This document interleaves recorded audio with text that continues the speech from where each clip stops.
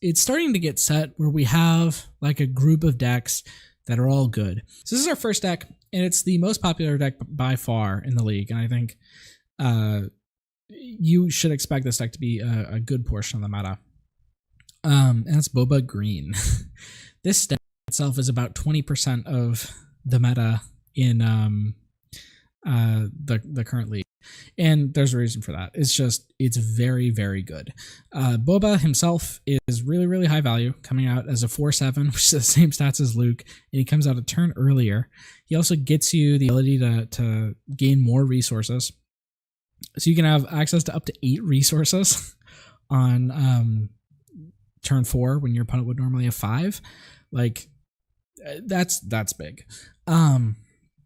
And also, like, being in yellow, he gets access to really cool tools like Boba Fett, the unit, Jabba the Hutt, which can go get you some tricks like shoot first, waylay, which are great answers to lots of things in the meta right now. He also Fett's Fire Spray, which might be the best card in the game right now in Boba specifically, because it's very, very hard to kill, and it presents a lot of damage right away when you play it. And it also benefits from the recent reveal of Darth Vader, the unit, which provides a good amount of top end. Not every deck is going to be running this.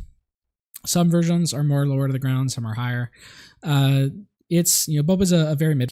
He can play aggressively or he can play slowly, and that's what makes him great. He can beat aggro decks, he can beat control, and that's why I think he's the deck to beat.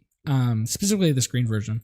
There's also a yellow version, which is the third most popular deck. It goes Boba, then something else, then Boba again in a different color, and that's this mono yellow version, which leverages is Bodhi Rook, Cunning, Canteen Bouncer, to get lots of blaze. I put Administrator's Tower for the battlefield.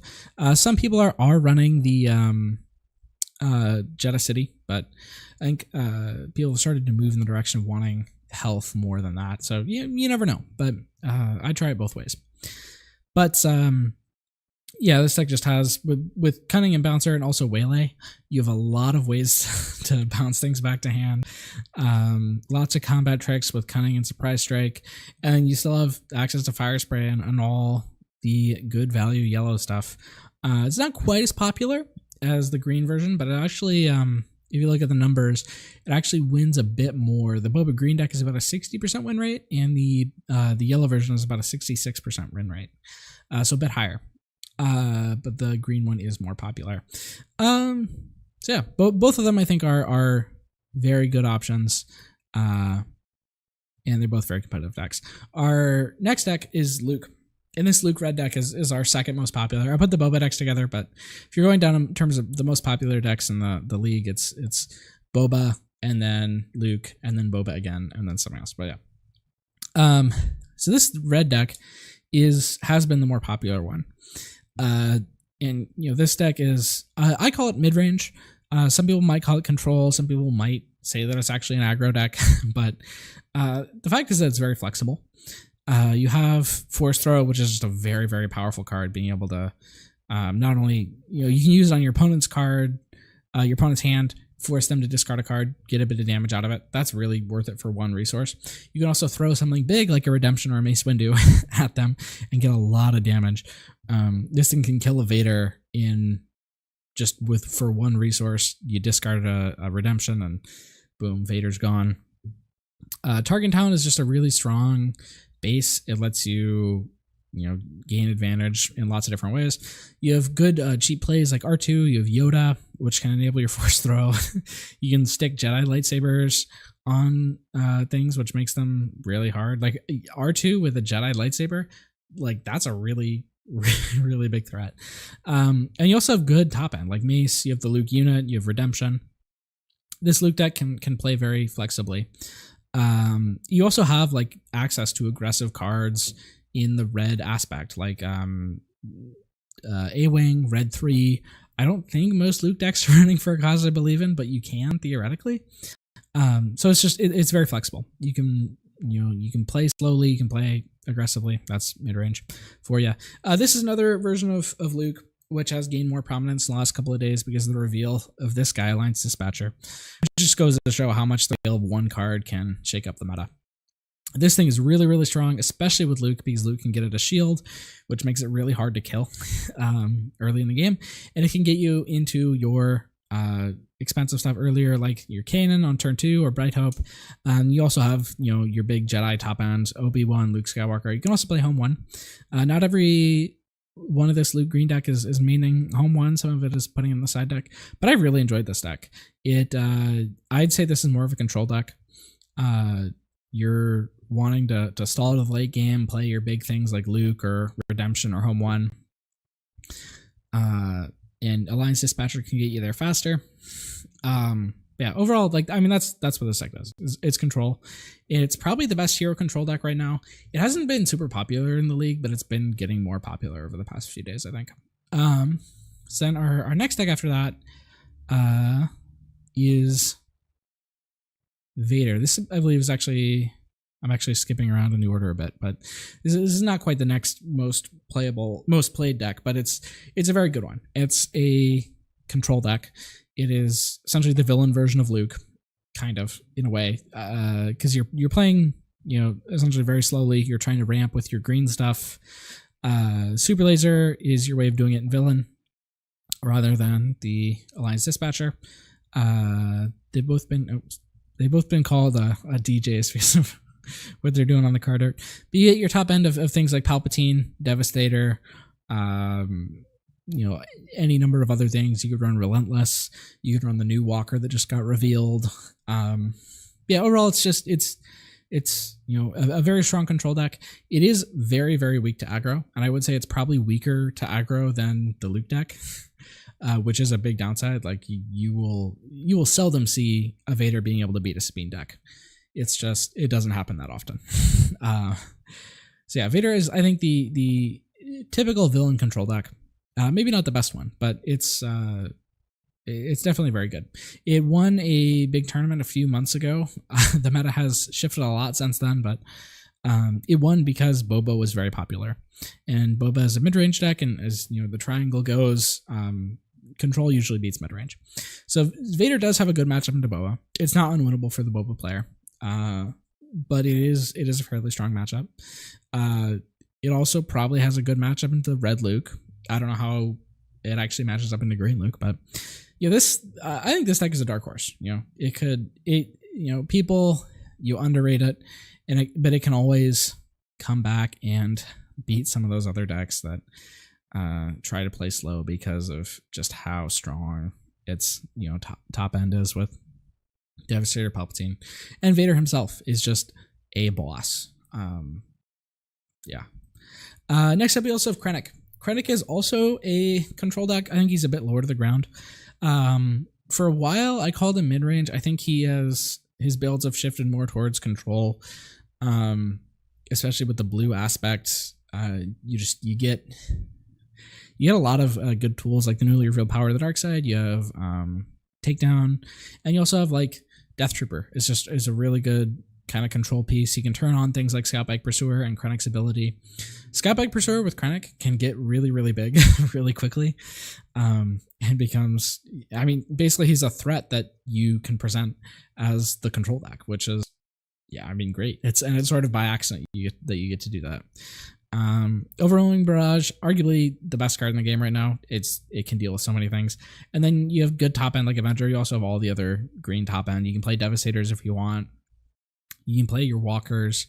But Avenger is really, really strong for 9 because it gets them. If you can get them down to like 1 unit remaining and a drop in Avenger, you're looking good. Krennic can play the early game better than Vader, I think, because you have ECL and units that are worth ECLing. Like obviously in Vader you're running ECL. Some versions though have actually, I think of the Vader deck have actually drifted towards playing the 30 health base because you're not getting as much out of ECL. But I have it still here as ECL. Things like Death Trooper, you can run Consortium Star Viper. That's not something that Vader typically main decks, I think, but Krennic has, at least my version has. So I've been really enjoying Krennic. I've been playing him a lot. I think he's a bit underrated. I think a lot of people are saying that though, so maybe he's not anymore. but Krennic is great. Blue Villain in general is great. And then moving on, we have aggro decks. Aggro decks have just not, at least in the league, have not been played as much as the heavier counterparts or the more mid-rangey decks. So, and I think, some players might be able to exploit that and take aggro all the way. But I think right now people are worried about, Sabine, they're worried about Leia. And so they're bringing, mid-range decks that beat that. Maybe people bring control decks to beat the mid-range decks, and the the real metagamers bring the aggro to beat the control. It's always that.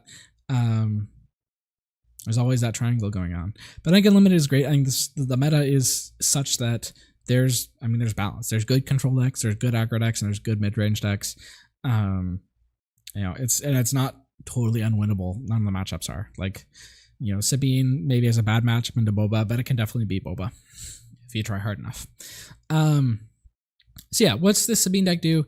It basically leverages, cheap units like the Green Squadron A-Wing, Millennium Falcon, and then for a cause I believe in to get damage in at the last minute.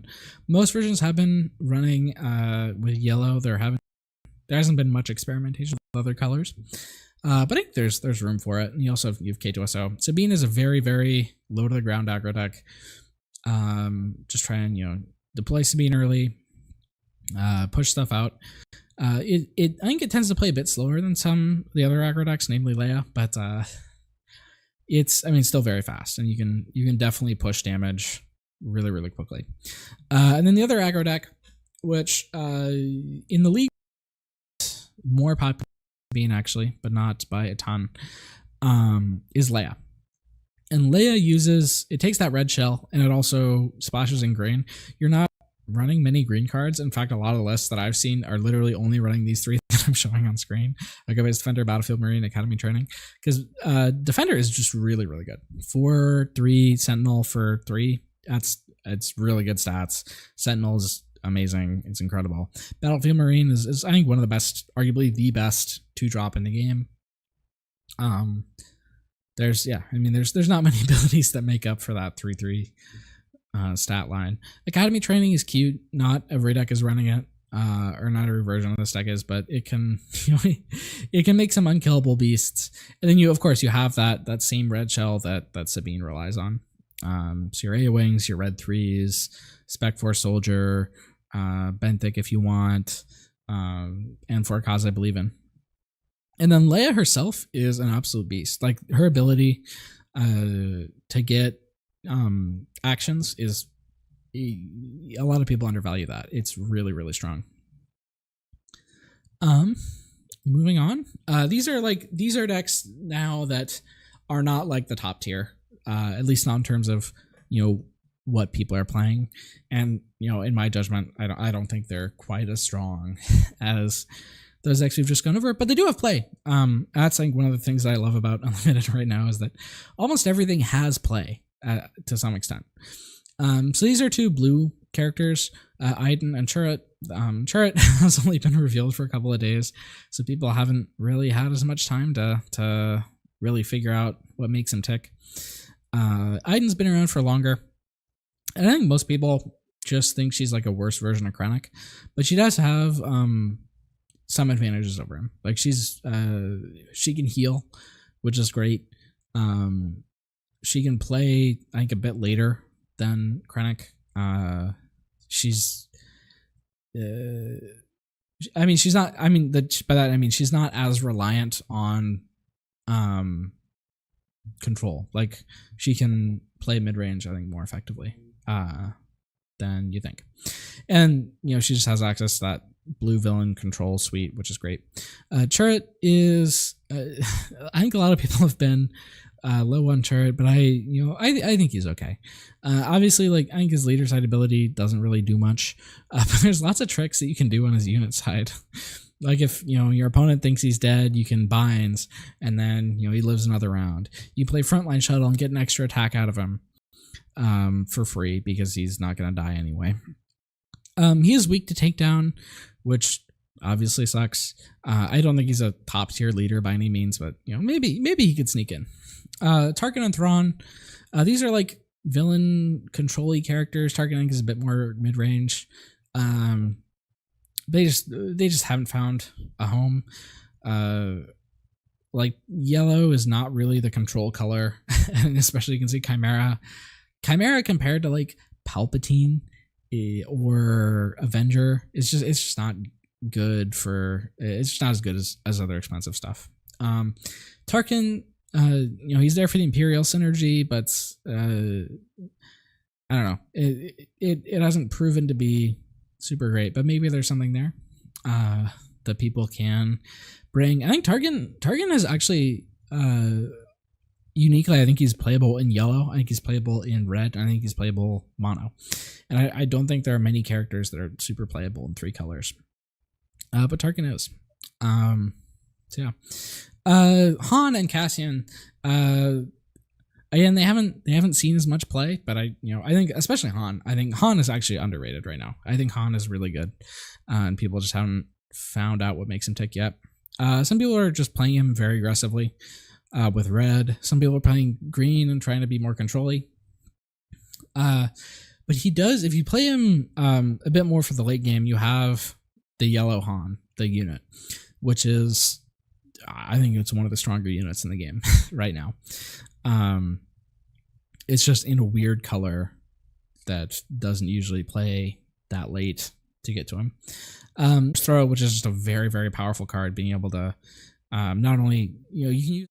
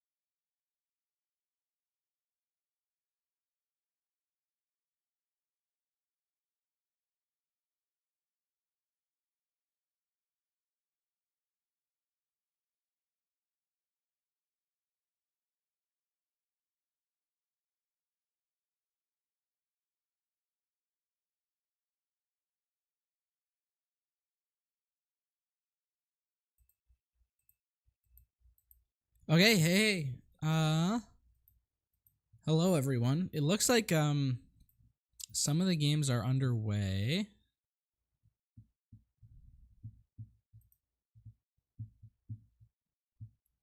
I'm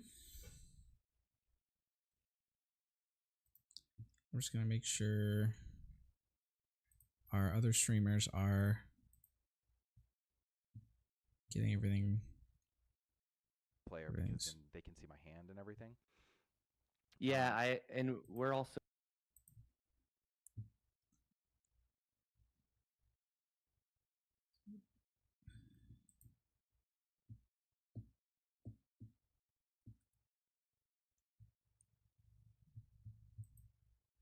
Okay.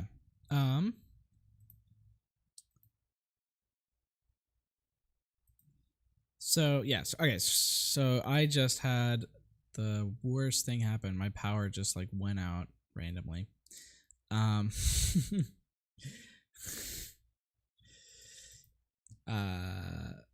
So let's see. We're getting. So they're playing. So we have 6 games going on.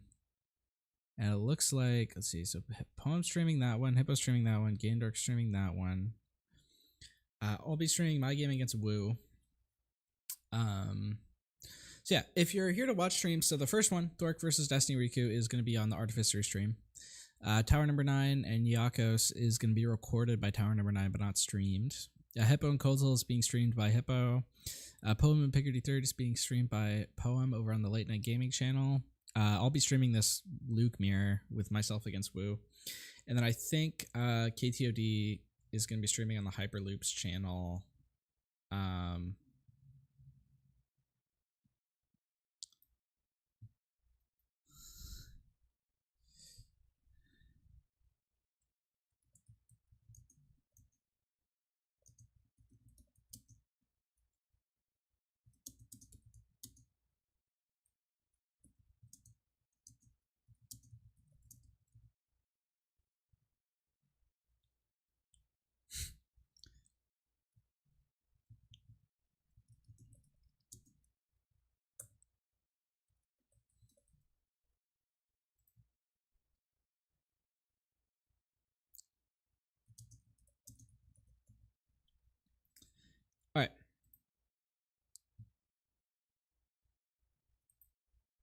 Hey, can you hear me?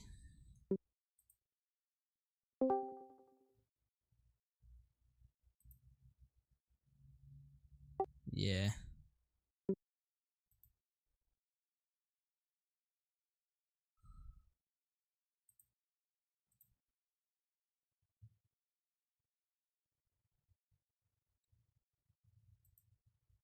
I'm going to try to not talk so much because I have like a cold, sore throat. Okay, that's all right.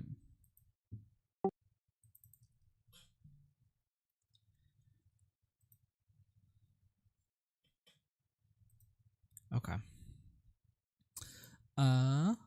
So you guys can hear Woo, right? All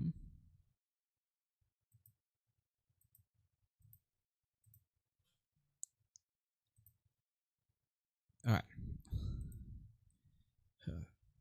All right, so you should be able to now hear everything, and I should be able to hear everything. And I think we're good. Okay.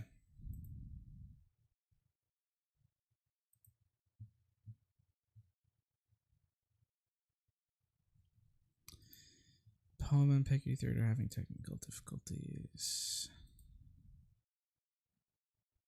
All right. All right. Do you have a table up? No, I thought you were gonna put it up. Do you want me to? No, I can. You I just prefer thought you would. tables you want to use? I usually use the late night gaming one. So it'll. Do I need to name it anything specific? No. It's just my name, and my name is the password.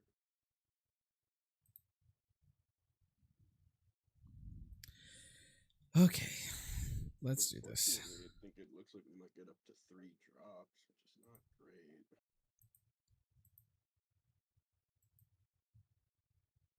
Yeah, that's what I was worried about. But Jorsan sent me a list, so.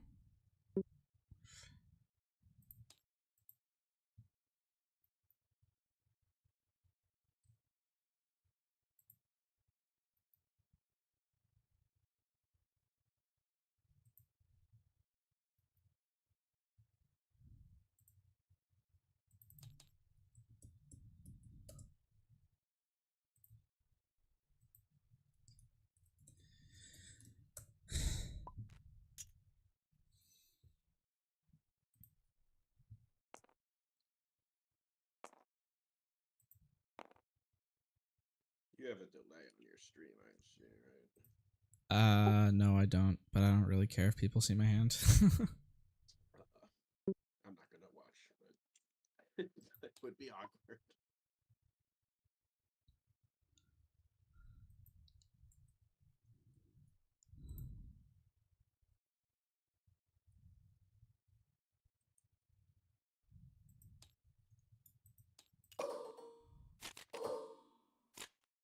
Oops.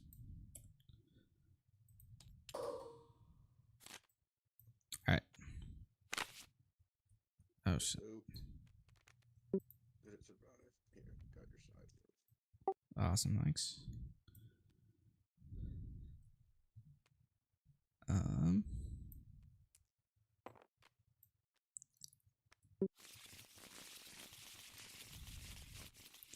Alright, good. I guess we should roll first. Whew.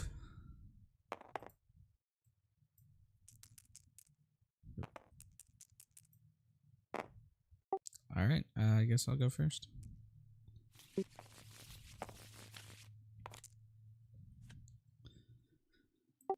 I'm throwing it back.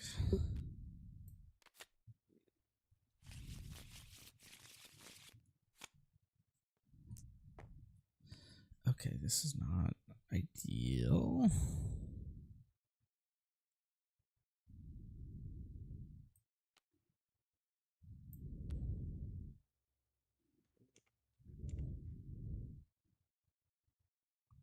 I think it's gotta be, even though. Alright. I didn't draw it.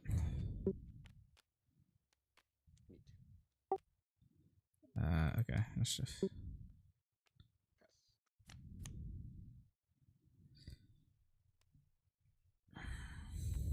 Okay.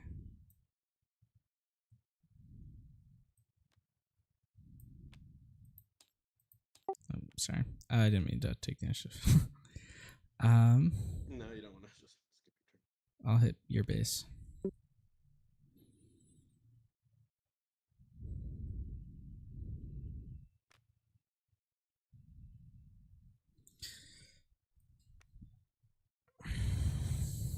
Do I just, I mean, yeah.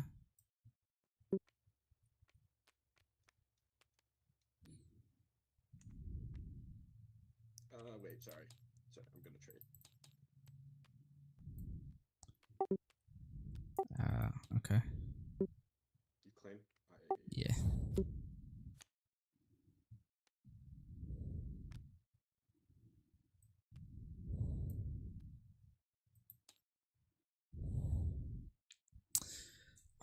Do I just like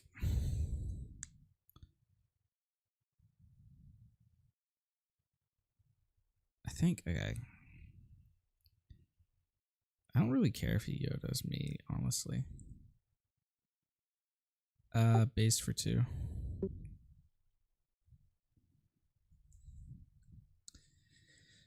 Oh wait, he runs Jedi Saber, doesn't he?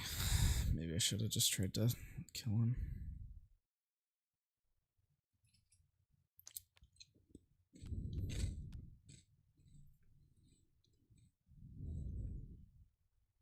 Okay.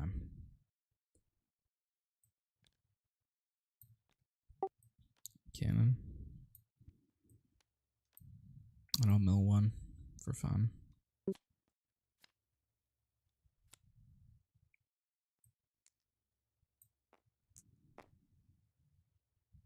Trade with Kanan. Heal 2. I draw. Mischief. I could not have him get the shield there from Luke, though.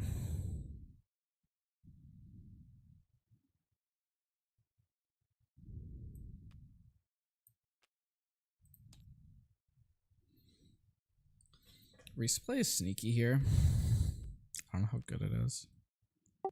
2. We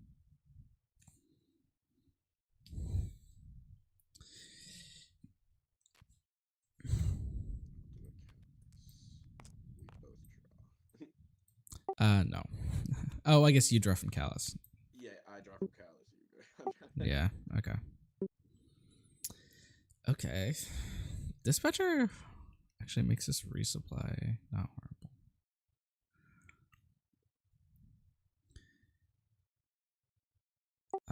Resupply.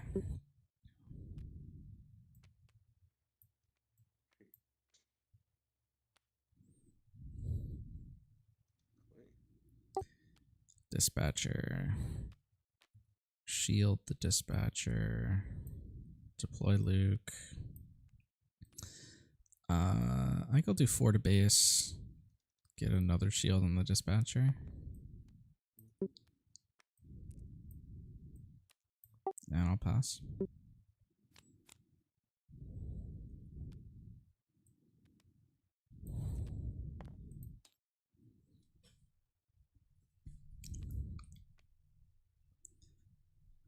I mean, this dispatcher isn't really doing much, but like.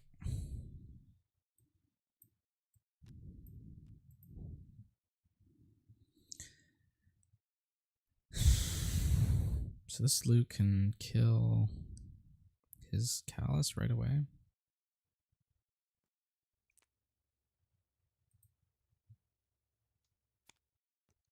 Or to Luke.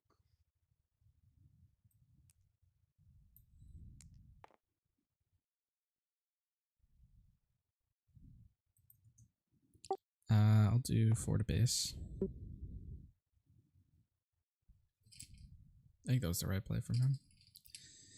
Even though sort of sucks. Because otherwise, like, he's got to be playing around my Luke. Kill Luke. Alright, yeah, and he had that.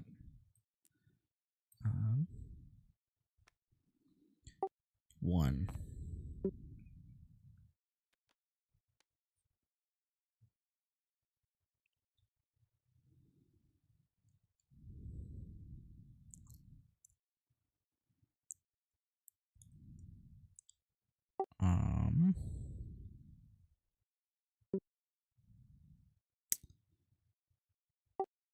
I'll just play this Luke. Give him -6, -6.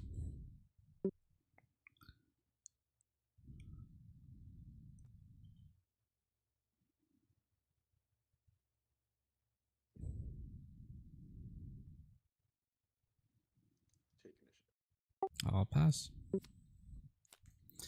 Okay.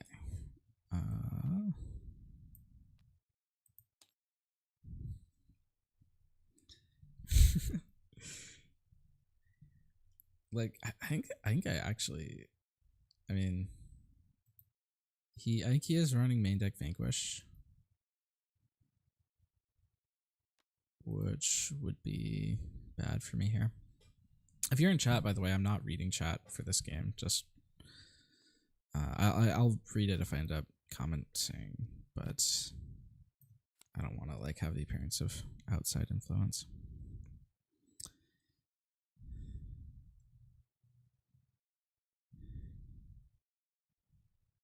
Okay. Let's see.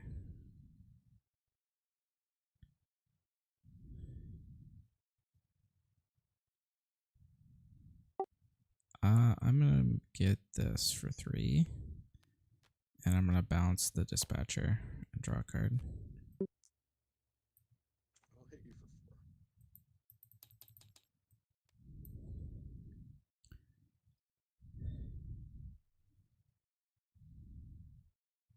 I'm gonna play Battlefield Marine. I'll claim. I'm gonna Luke, get a shield for the Marine, and then I'll play the dispatcher and pass.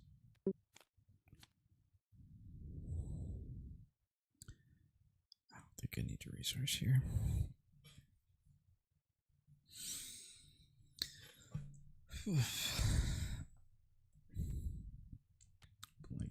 So I think we're both.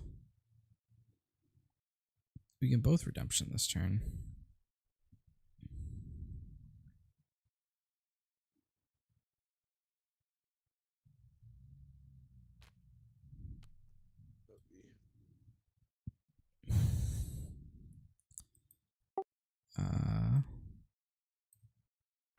Redemption.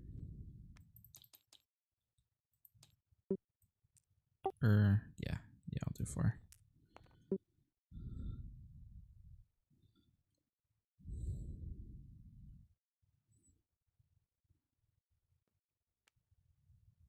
Kill the dispatcher.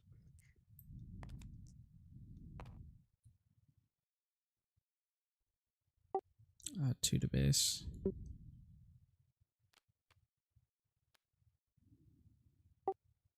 Initiative.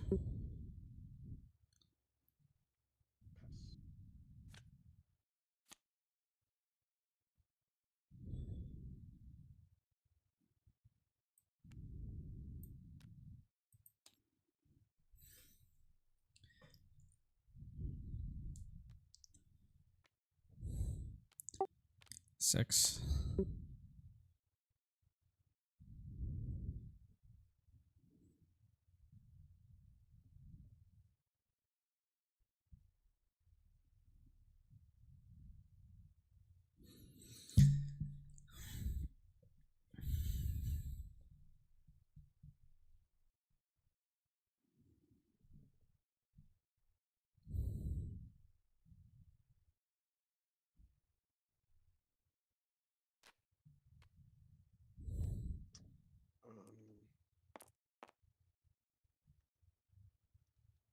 Heals 3.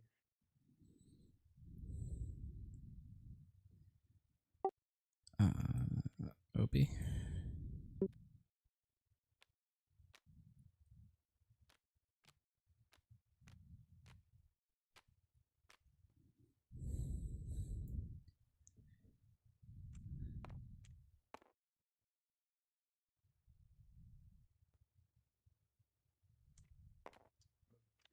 Attack Obi and shield redemption.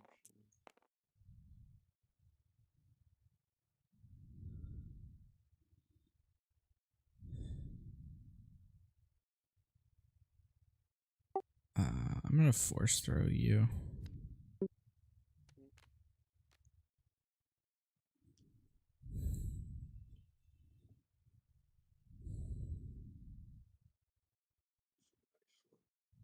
one of, right? Yeah. Alright, you get 4 damage. I'll kill Luke.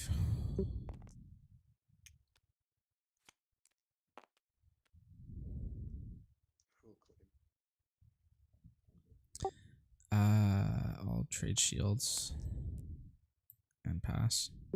Yeah, I'll pass. That was probably wrong. Maybe not though.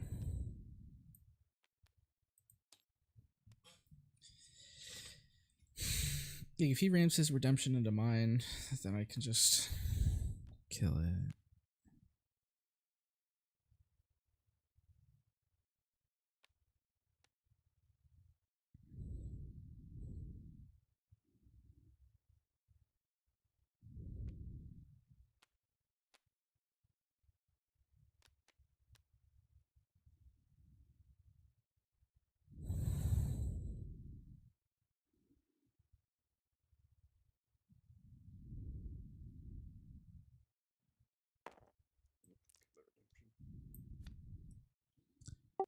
I'll kill your redemption.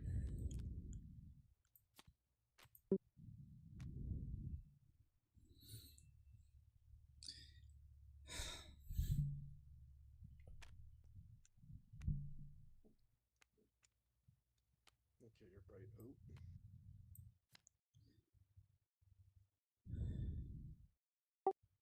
Okay. I'm gonna get a shield on this Luke.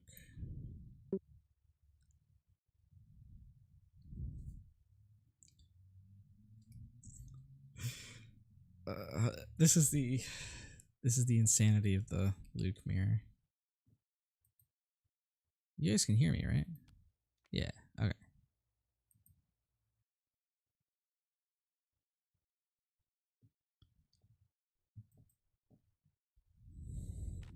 Let's take down Obi-Wan. Okay. Get 2 experience draw. I'll hit for 3.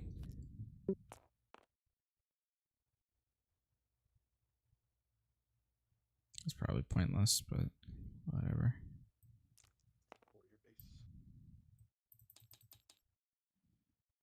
Initiative.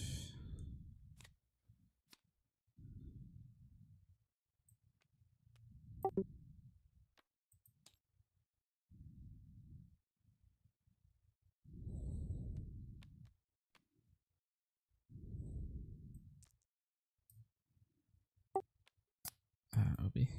Heal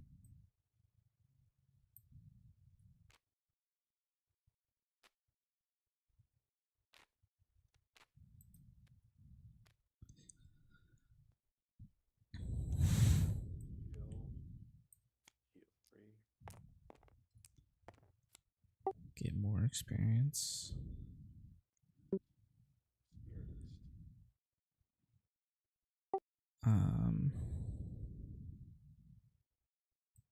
Take down Obi.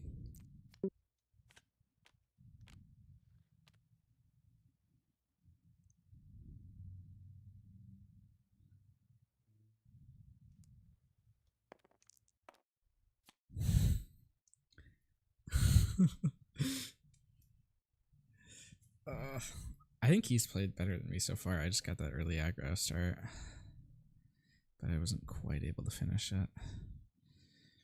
But I think I'm like this is lethal right now, actually, on board. Looks like probably a redemption. -6.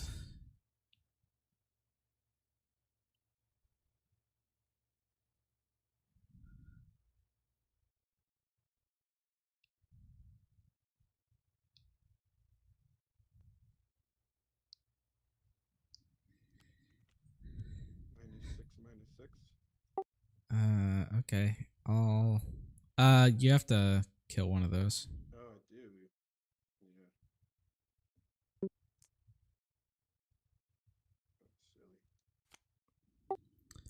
Okay, I'll do 4 to base.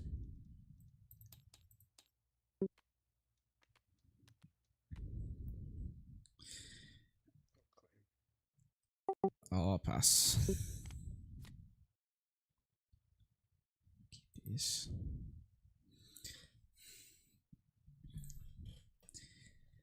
Okay. Like,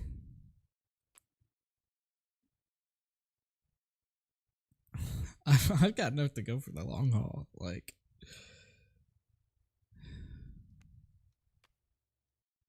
I mean, this is 10. He's got a.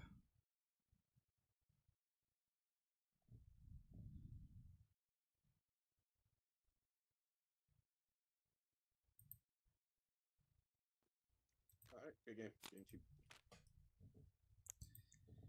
Good game.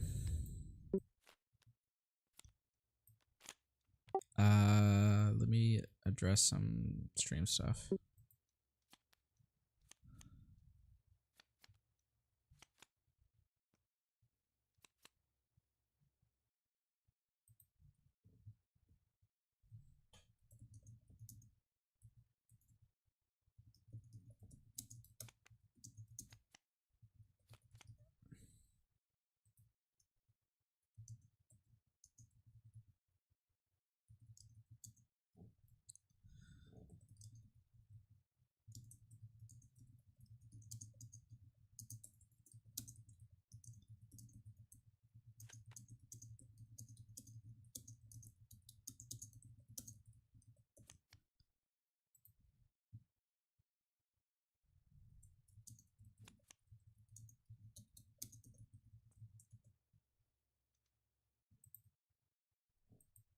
Okay, Bobby Sapphire might be commentating over us, depending.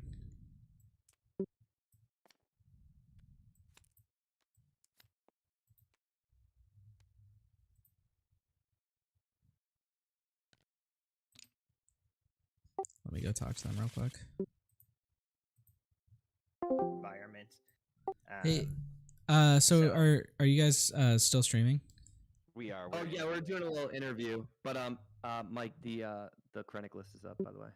All right, I was just saying, First Rebel Trader. I was just saying you could stream over me and Woo if you wanted,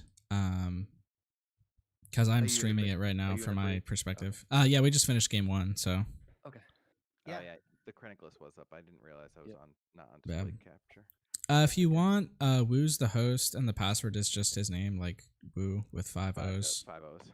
Okay. Yeah. We'll And, hop in there in a second. Yeah, and then I won game 1, just for so you know, but we're going into game 2. For context, or are you bragging, baby? For context. I'm just kidding. All right. All right, Thanks for the chat, Astrotech. Appreciate it. Yeah. All right, so I think the KTOD guys are gonna come and commentate over us. Alright, it's fine.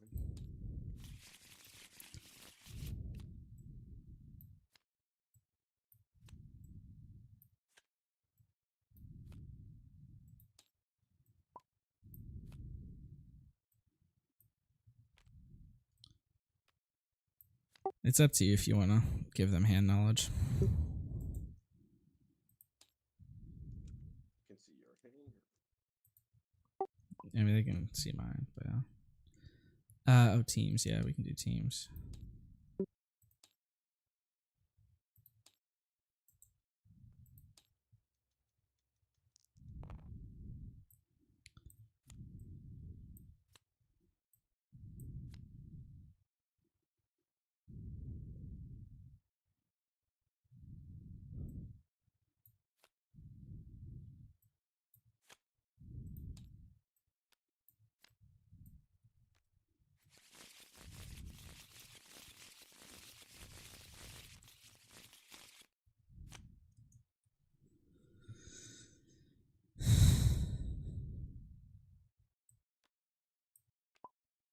Okay.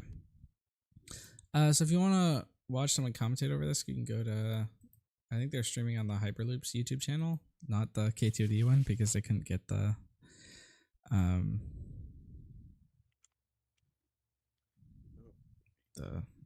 code in time because YouTube makes you wait a day before saying that you want to stream for it. Okay. No. It's over. All right, pass. Oh wait, sorry, I forgot to resource. Sorry. Oh, yeah, go ahead. Yeah, I was just like, I was claiming before I knew I didn't have a turn one play. I was just gonna be dumbass. Alright. Okay.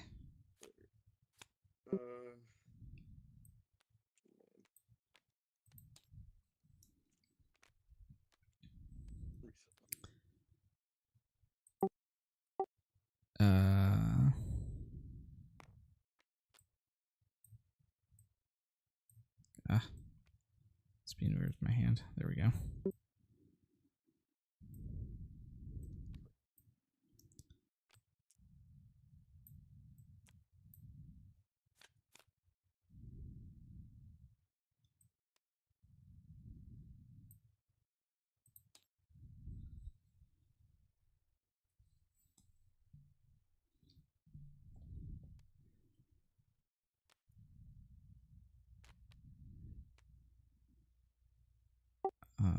I'm just gonna take down him actually.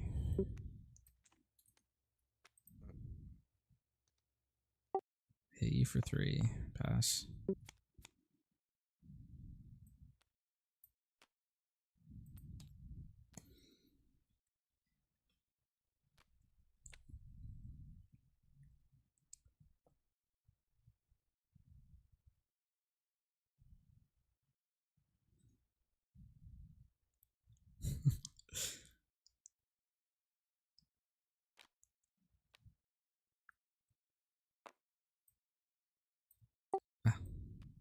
There we go.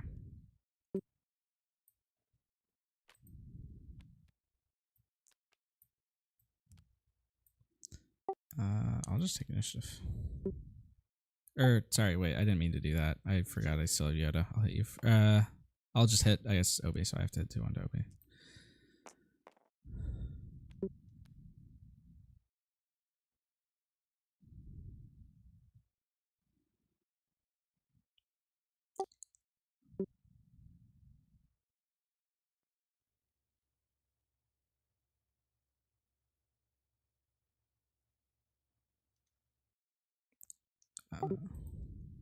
Okay.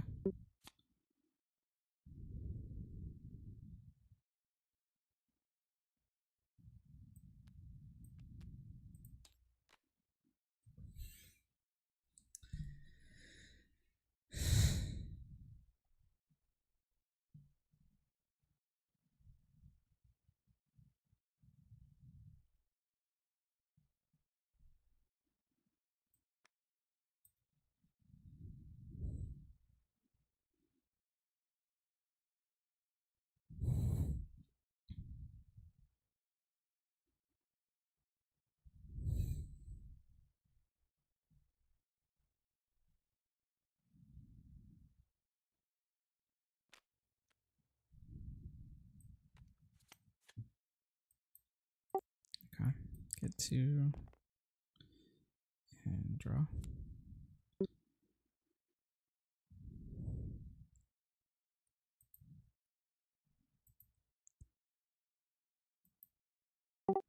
I'll hit Obi.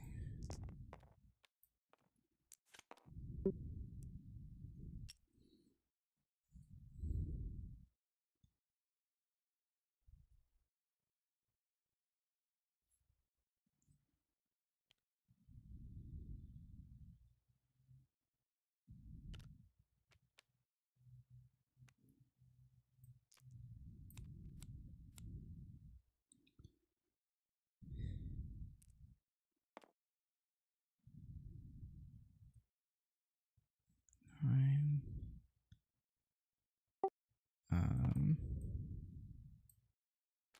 Make you -6, -6.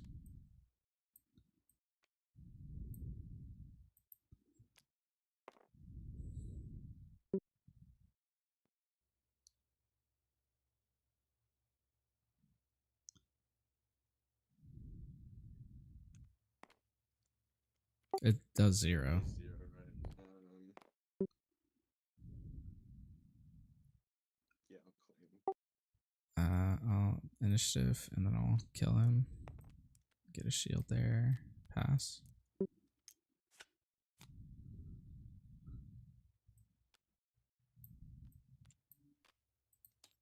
Yeah, good game, man. Good game. Wow. I played this mirror a bunch to practice, and when one has this and one doesn't, Yeah, it's just rough. immediately over. I put it at close, so I was just really sad to see you play that turn 1 into mine. Good luck, man. Thanks for running this thing. Yeah, thanks for playing. Glad to have you.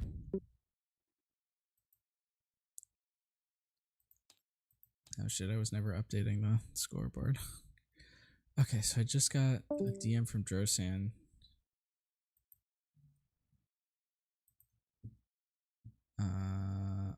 It's gonna be up to him, and it's gonna be up to Astrotech if.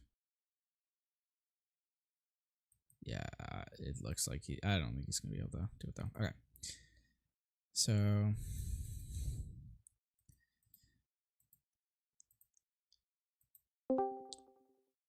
Hey, Rebel Trader. Hey, yeah, how's it I know going? you're streaming. Do you want to chat with us on both streams, and we can ask you some questions about that decisive victory? Yeah, sure. Cool. All right, man. Let me go grab my brother, and we'll Awesome. come pester you for a little bit, for a couple minutes before the next match starts. Okay.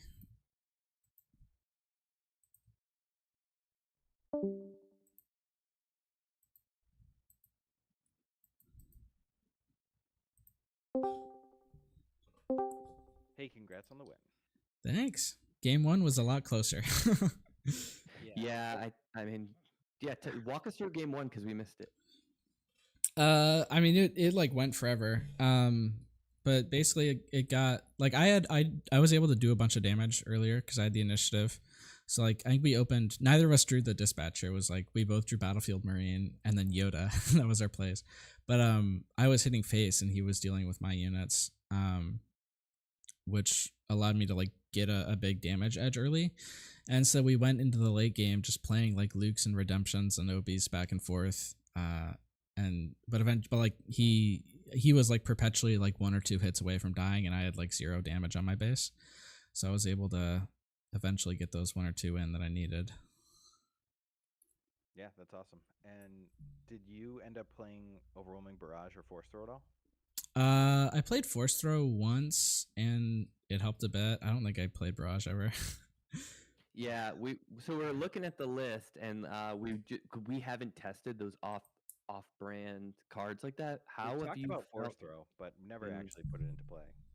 I tried it in a couple of games. It was okay. It was an untested ad at the last minute for me because I had Strike True in there for a while and I never used it. I was like, well, Yeah. I guess it's a 3 cost, so yeah. I felt kind of like back and forth about those. But how has Overwhelming Barrage been in your testing? Because like that's something we have not done at all. So we're curious to get your perspective on it. It's actually been great. Like it never came up in those matches, but it's good when you draw it late game, especially into control decks. Against like aggro, you don't always get to the point where it's relevant, but it can help you stabilize theoretically. Yeah, it's good. I don't think I'd run 3 of it, but 2 is where I'm at right now, and I think that's fine. Okay. Did you you like the Vigilant Honor Guards a lot? I tried them. I didn't love them, and I kind of love that people are playing the Steadfast Battalion in that spot in some lists, which is something I also haven't tried, but like makes a lot of sense. I guess it's like not as good in Luke unless you ramp, but still has some strength. But yeah, talk to me about Vigilant Honor Guards because I tried them and then ended up pulling them back out. Yeah, I don't love them either, but I think I like them more than Wedge. And I didn't try Steadfast Battalion. It sort of slipped my mind, but that would probably be same. I'd probably, if I did it again, I'd probably just run 2 Steadfast instead of the 2 Honor Guards. Because I think that's good. Yeah, that's probably where I'd be at too. I've been running Wedge, but only as a 5/5 with like slight upside. Yeah, I'm not a wedge truther like my brother, so I like that you also are off him. I think he's gonna be good at some point. Like 4 attack guys. Like it just needs 5 attack, and Wedge is the only one who does that. Or Like I mean, yeah. Like the only vehicles you're running are like Star Viper and like Bright Hope and Restored Arc. They're just not great. Or you're not consistently in a position where you're going to get good value out of them at least. Yeah, so it's marginal, but like I said, it's just like the slight upside as opposed to like having another 4 attack guy. Like I'd rather just take the upside on being a 4/4 Star Viper maybe one time in a best of 3. But I get it. Yeah. So one thing I wanted to ask, and like, you know, preparing for this event, like what were you indexing towards with this deck, and like did the meta shake out kind of like you thought? I mainly played this deck because I was really enjoying it. Frankly, I kind of wanted to lose so I could stream other people's games. But I did think it was like a good deck. I don't think it's bad at all. I just mainly played it because I enjoy it, because I enjoy that control strategy of, you know, going forever. But I think it has good matchups into like pretty much all the slower decks. Like it even has a pretty good matchup into Boba. And like I think it has a good matchup in Krennic, with it against Boba. Mm-hmm. I don't think it's as good into the aggro decks, but I haven't tried as much. But also like aggro did not really come out for this tournament, so yeah, good news, I guess. In the original, you know, Swiss or whatever, there was a ton of aggro, right? Yeah, but that was also like a month ago. Yeah, that's fair. It's just like get a match, play a game, you know, like play a best of 3 or whatever, random times. It's no set event. Yeah. Cool. Well, all right. What's your opponent in the top? Oh, you're playing. I'm playing Astrotech. Yeah. Yep. On Boba. We were supposed to stream. Yeah, he got a nice little scoopsy. What do you think about his deck? What are you thinking there? I mean, it's like a pretty standard Boba deck, I think. Yeah, he's not running the ATSTs, which I think is correct. Although I know you guys were trying them. So yeah, it's interesting. I think Luke is favored into Boba, but it really could go either way. Yeah, we interviewed him, so we don't want to give away everything he said. But he was gearing for Boba mirrors with this list. Not to say that it wouldn't work well into like a similarly mid-rangey, rampy kind of thing that Luke is doing, but he had a specific strategy as to like why he didn't have the ATSTs. Interesting. Mm-hmm. He thought it was going to be like 10 Boba Fetts out of 16. Yeah, a lot of people did, I think. Yeah. But instead we got 2. But both of them didn't move on, so. Well, you get Jrod moving on automatically. Yeah. So one remains. No, both of them remain. Oh, yeah, that's right. The yellow ones didn't, right? Actually, wait. One of the yellow ones did. The other one's still playing. Both the green ones made it, though. Oh, you sound like you're going under a. Yeah, we lost you. Yeah. Oh, shit. PoisonIvey moved on with Luke. Oh, okay. Yep. Wait, can you hear me now? Yeah, we can hear you. All right, yeah. So both the green Bobas moved on. Jrod automatically and Astrotech, I guess, also automatically. Yeah. And then PoisonIvey also automatically. So 3 Bobas got free wins. And the other one is going against Poem's Tarkin deck, which I think is the most interesting deck of the tournament. Yeah, that is interesting. I'm curious to see how that shakes out. When is your matchup against Astrotech? Like whenever you want, or you guys have it timed? I'm timing it. Okay. It's just like an hour per round, right? Yeah. Oh, okay. So at 12. Yeah. Yeah. All right, cool, man. Well, we appreciate the interview. Yeah, appreciate you guys streaming and helping spread the word about the Top Gun. Yeah, man. Sure. Of course. We'll try and do it next season too. Awesome. Yeah. I'm gonna play in the next one, so looking forward to seeing you there. Okay. Buddy. Yeah, it's normally so. Did you guys ever play in the Artificery League in Destiny? Yep. I did not, Mike. I won the first season of Artificery League in Destiny. Oh no, maybe that was the Patreon only league, but I did play in the Artificery League. Yeah. Okay, but normally it's going to be like that where the Top Cut matches are spread out across the month, but because we're in spoiler season, everyone wanted to do it all on the same day, so this is what we ended up doing. So normally it won't be like this, but we'll still be happy to have you. Sweet, yeah. Just happy to scratch the itch. All right, buddy. Good luck in the next round. All right. Thanks everyone for watching. See ya.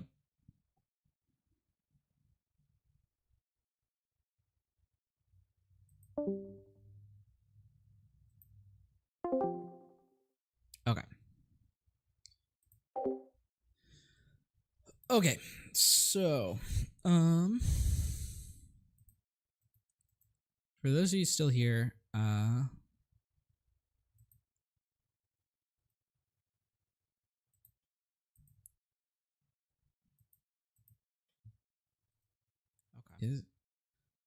All right. I think, yeah. So there's some. I want to go over some of the stats. So as you can see, sort of see all the decks here, but we had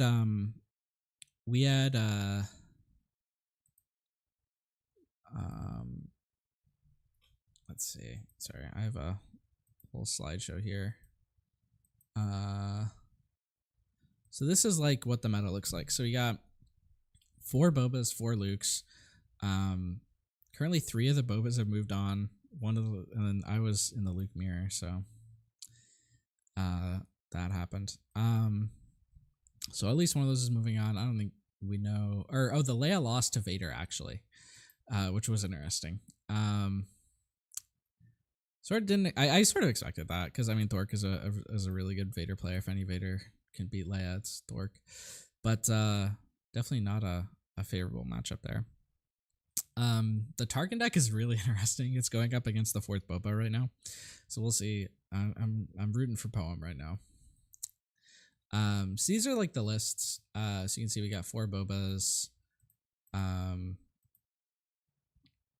4 Lukes, 4 like villain control decks, 3 of which 3 Tarkins or 3 Krennics, 1 Vader, and like these 4 like random other lists, 3 like hero aggro decks, and then the Tarkin.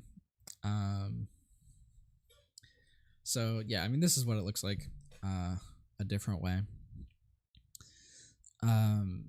And then some other stats, you can see like 10 green decks, 7 blue, 6 red, 5 yellow. This doesn't add up to 16, obviously. It's just because decks are multicolor, and there's some mono ones, so it's not perfect either. 9 villain, 7 hero. There's currently no like way to play a neutral character, so everything's hero or villain. We see 9 instances of energy conversion lab. The red bases, the decks are split. Playing red bases are split between Tarkentown and Kestro City. Then there's Jeddah. No one's running the 30 health yellow base. Both those Jeddah cities are from the mono Boba, by the way. And no one is on a blue base at all. It's the only blue characters are Krennic and Luke. All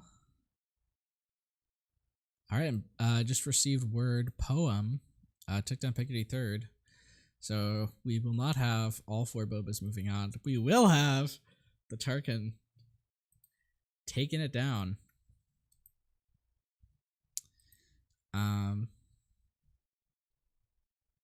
So are there any other interesting stats? No, not really. We sort of went over everything. If we just refresh that bracket, you can see Poem moving up, moving on.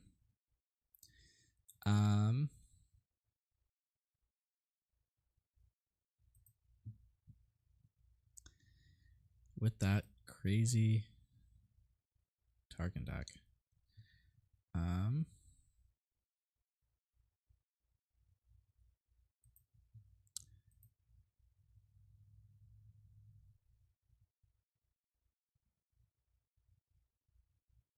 Okay, and Yakos is typing in the chat, so we might have another result in soon. Yakos beat tower number 9 2-1. Okay. So our mono Sabine deck is moving on. That's interesting. Two of I think the weirdest decks won their top 16 matchups.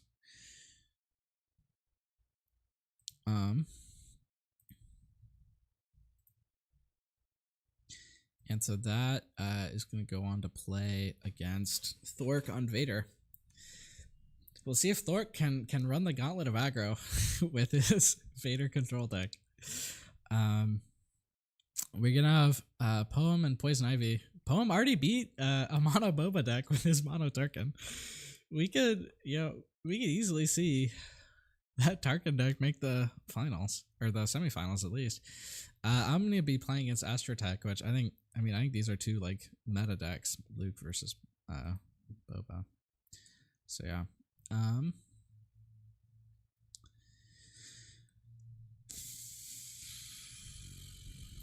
me see. It says Hipo and Kotul are Hipo streaming his game of Kotul. Let's see if I can see where they're at. I think it's in Polish, so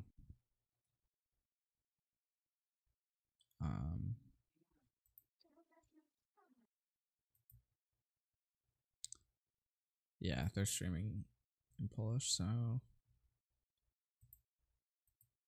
yeah. We'll go ahead and watch that if you want. That's our last game that's going on right now.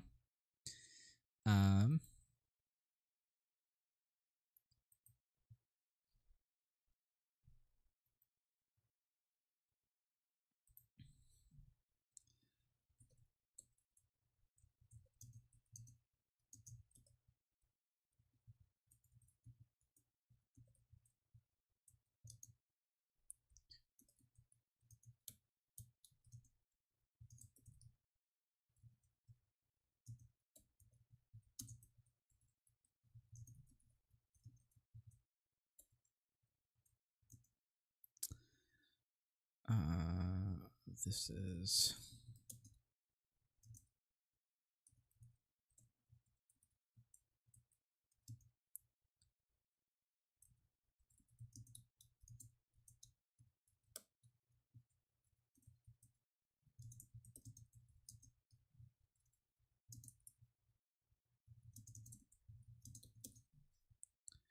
not meters.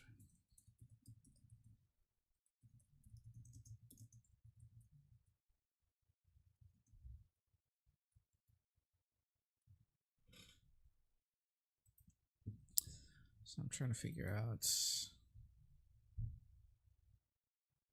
that.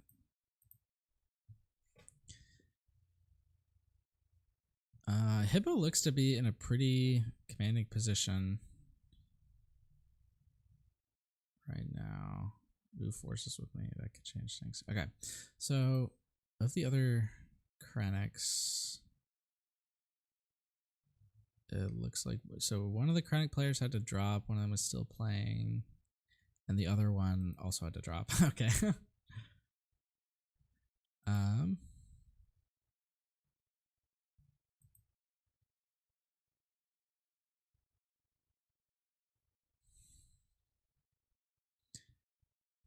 So Gandark's still here.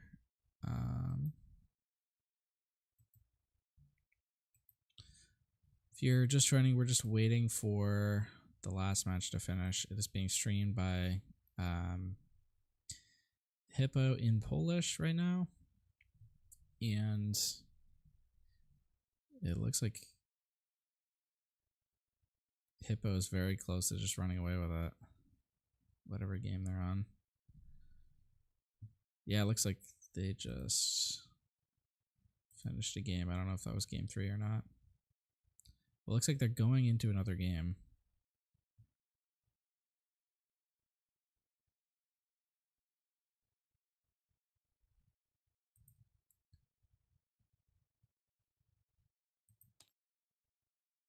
Let's see, did they post what their password was?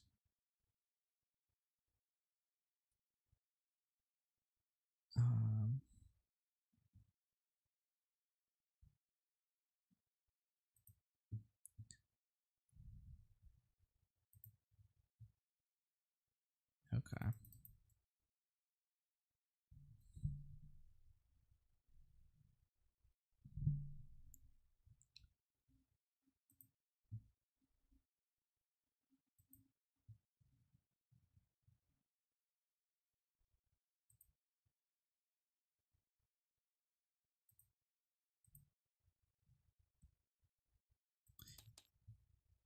Let's see.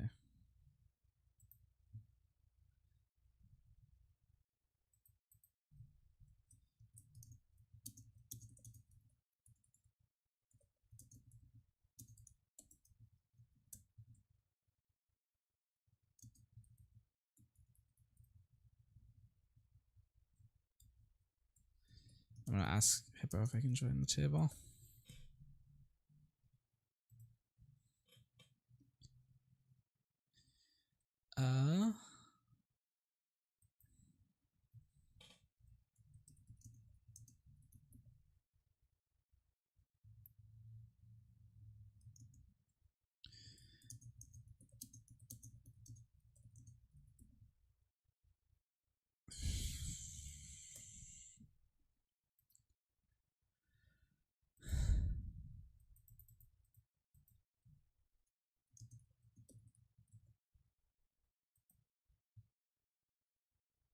Alright, so Gaindark is going to be streaming Thork and Yakos top 8 game, and they might be starting right away.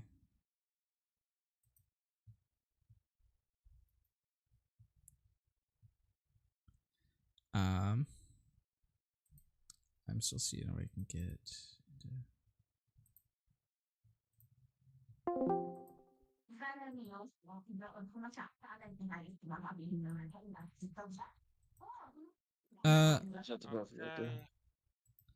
Hey, do you guys mind if I... Oh, I'm muted. Do you guys mind if I stream over your game? Sure. Sorry? I don't mind. Well, what's your password? 1234. Alright, thanks.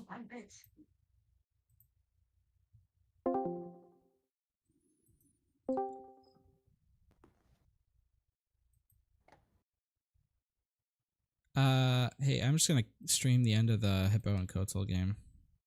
Okay. You can commentate with me if you want. Sure. Their password is just 1234. And Hippo's name is Tech on TTS. Okay, and it's 1234. Yep. And I'm pretty sure they're on game 3.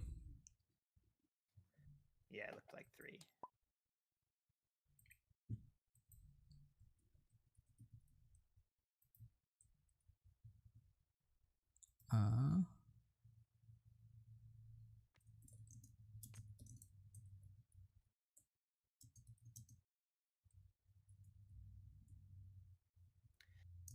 So I watched a little bit of the stream leading up to this, and I know that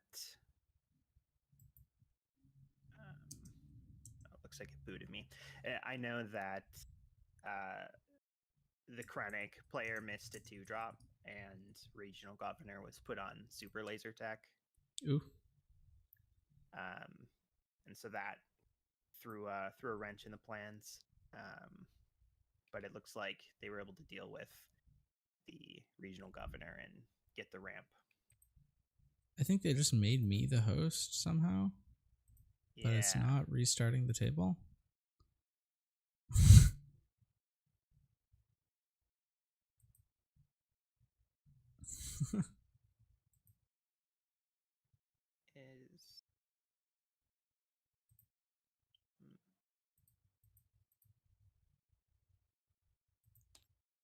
Do we just rejoin their lobby? I guess, yeah.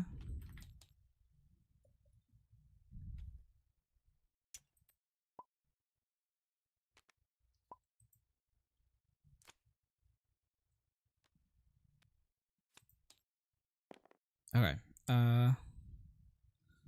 Looks like they're going. Are you Oh. streaming? Yeah, we are. We're streaming over the Hipo and Kotul game right now. Yeah, you're good. Never mind. Talk to you later then. You can DM me if you... Oh, okay. All right.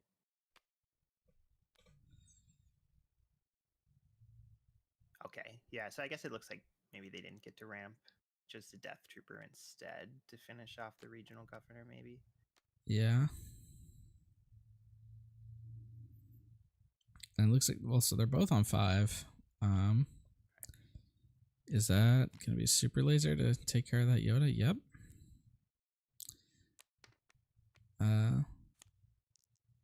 If he has another 3 drop, that could be big. Yeah. From what I remember from his stream, he has, I think, a couple 2 drops, but maybe he drew a 3. Okay.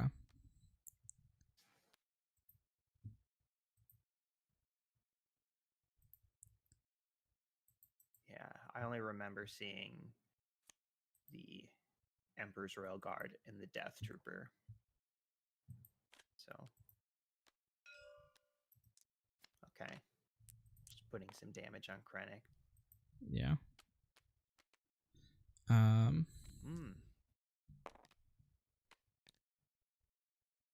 Yeah, I mean, that makes a lot of different removal cards live.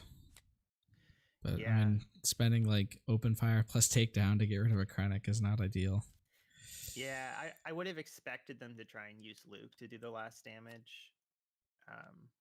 But I don't know. Them playing the open fire there makes me think that they're running a little dry on units. Yeah, oof.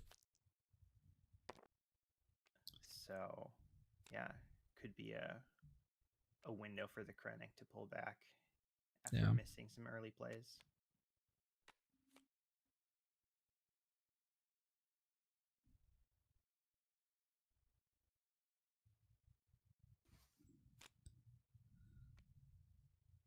Ooh, that's big.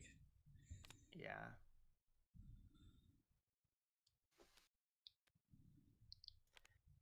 All right, this Luke's gonna have to do a lot of work. Yeah. Oh, I mean, those 2 units together will answer that, Luke. Yeah. What claim here? Hoping to maybe get a lightsaber on Luke. I don't know if there's any lightsabers in Kotul's list. Let me check. Yeah, he's on 2 Luke's lightsaber. He's also on 3 Jedi lightsaber, which would also do the trick. Yeah. Ooh. Force throw. It's a bit of a gamble. Yeah. But at this point, with 3 cards in hand, I don't think you expect there to be a ton of cheap stuff. Ooh. Yeah.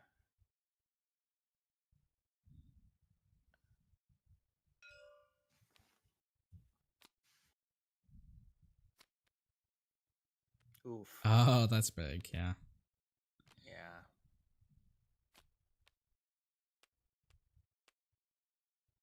And now this Krennic player can start pushing damage. Yeah, it's worth noting that Kotul's on the 30 health base, so that might give him a little extra breathing room to stabilize. Oh yeah, there's another 3, so they go down to no cards in hand, and yeah, what looked bad for Kotul is now starting to look a bit more even. Yeah, but Hipo has a lot of good draws in his deck. Not resource. He's on 8, right? 9 now. Okay. Yeah.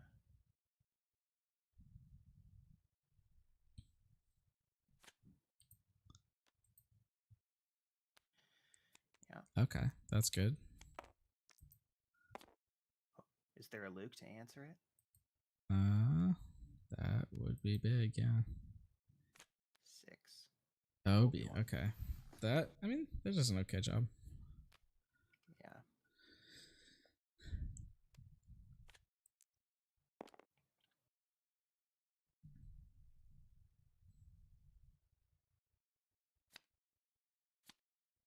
The shield ability from Luke does a lot of work in these mid-range matchups. Yep.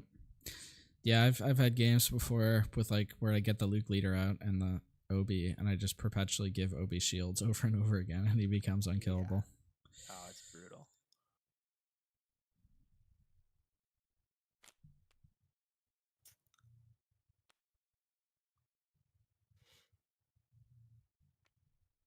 I would guess no ambush, but Yeah, I don't think I would.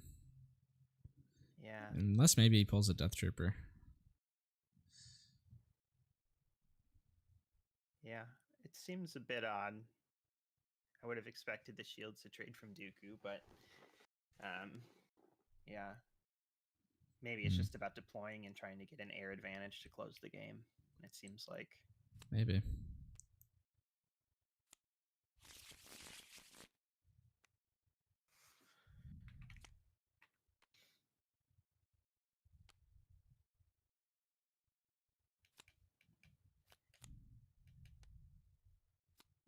The Inferno 4 not doing a ton right now to impact this board state, but just being a space unit is big. Yeah, and certainly smoothing the draws in a top deck situation like this is gonna make a difference.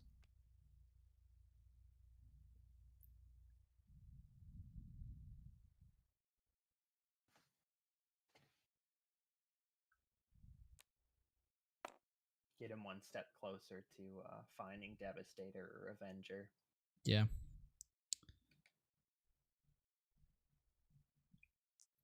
Kotul has to have top end from Kotul though also.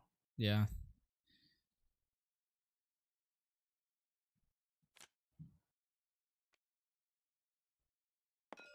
Okay. Is Hipo just passing? Oh no, wait, did he? I think Hipo actually did use the ambush. Yeah. That I think is, I mean, Obi's gonna trade into Vader super effectively now.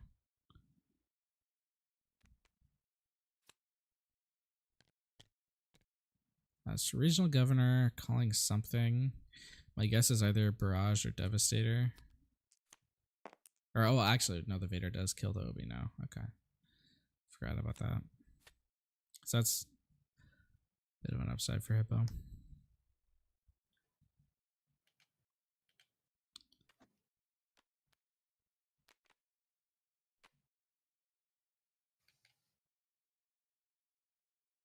Kotul does have Vanquish in his list, so it's possible you could have seen something like Overwhelming Barrage named instead if he feels he has the resources to deal with some of those bigger ships. Yeah, we also did just see him play Vanquish though, so I don't know how many copies are left. And that A-Wing keeps avoiding. It's dodged a Force throw, and now it's dodged this Luke just because there are other more valuable targets, it seems.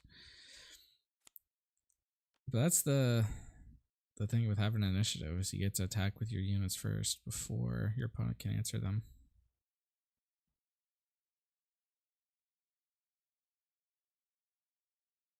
Sometimes force them to remove bad units just so you don't get an attack out of them.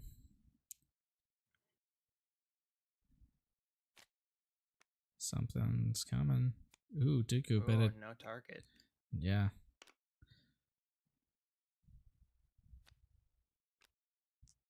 And that Luke is going to become a big threat now with the shield. Yeah, definitely. Getting close to the point where Kotul can maybe just start going base, trying to even the life totals with the Krennic on ECL. Yeah.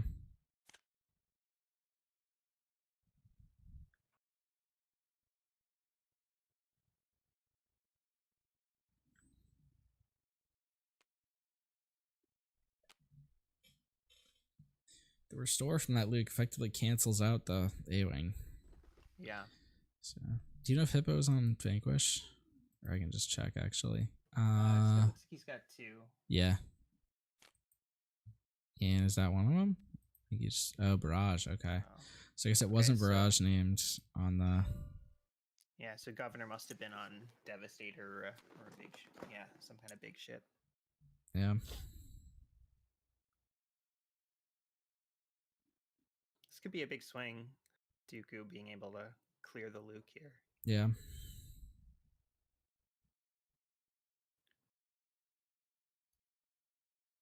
Be a great time for a Luke's lightsaber. Yep.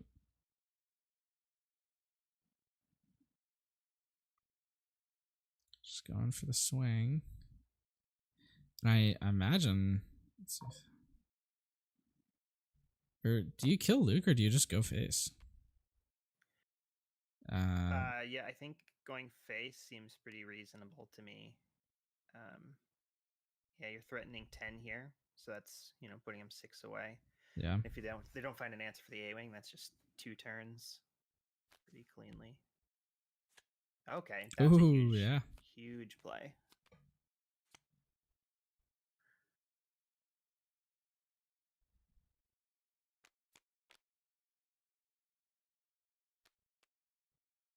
Okay.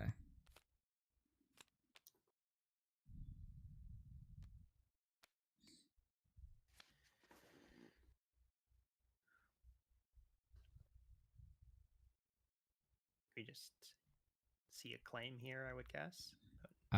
Depends on what the last card is. What may Swin do?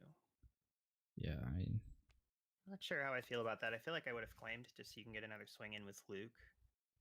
Well, Luke's not. The barrage is gonna end, so you're not really getting Luke's value not off threatening. the ambush, right?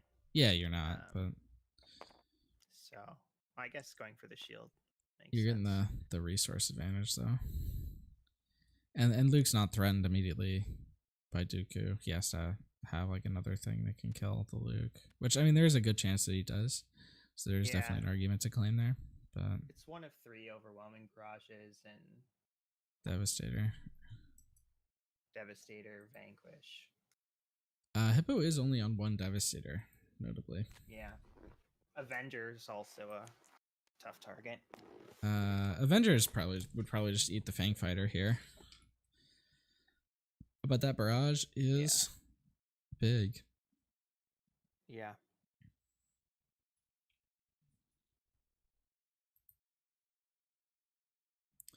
Oh, they should be. It's 9:10. They should be in time by now.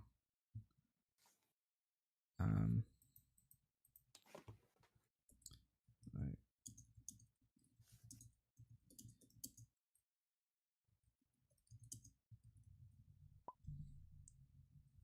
Yeah.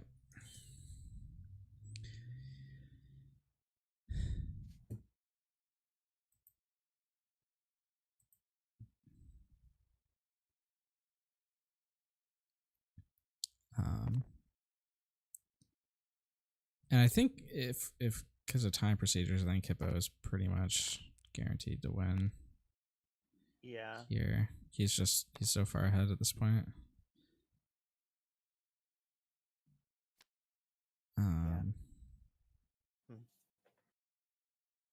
And I think he probably wins anyway in the long run. Yeah. Yeah, if that's the hand.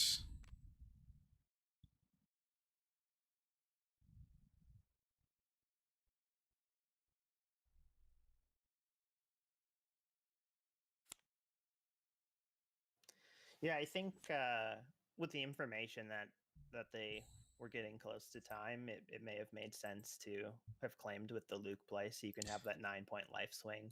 Yeah, probably.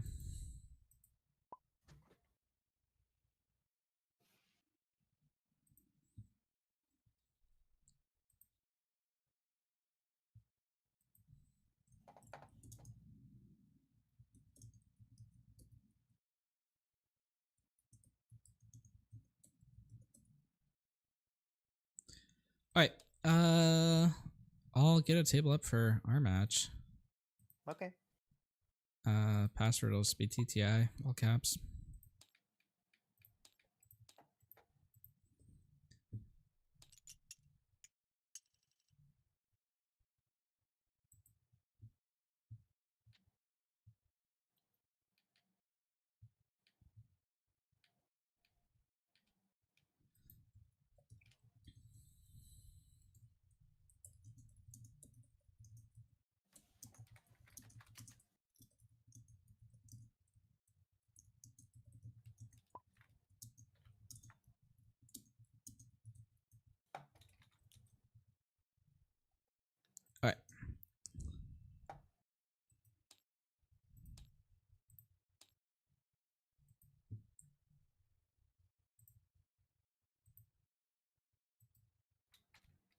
All right, can you hear me?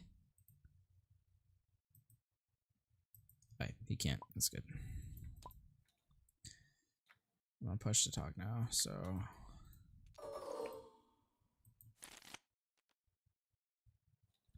Let's see, are we on the? Yeah, we're on the gameplay screen. All right.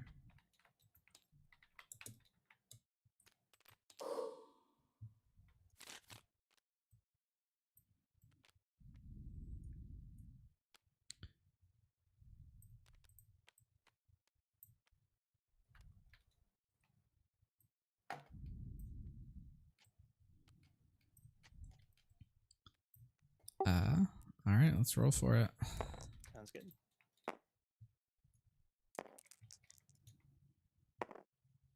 All right, I'll start. Good luck. Have fun. Yeah, you as well. So, I'm a bit worried about this. I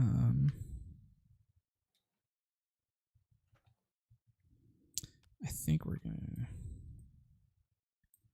greet it here, but yeah, I think I'm favored, but you never know.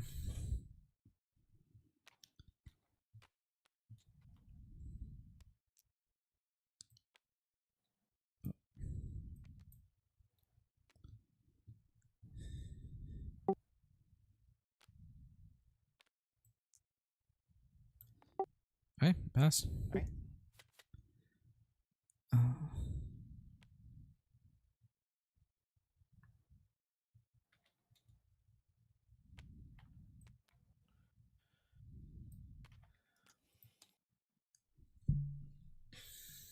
I'll send Greedo into base.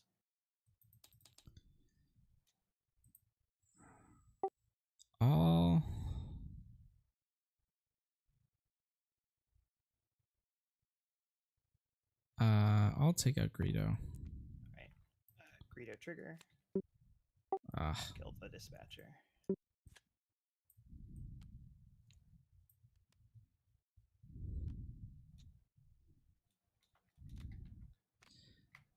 Yeah. I'll play Super Laser Tech. I'll play Resupply. All right. I'll take the initiative. Pass.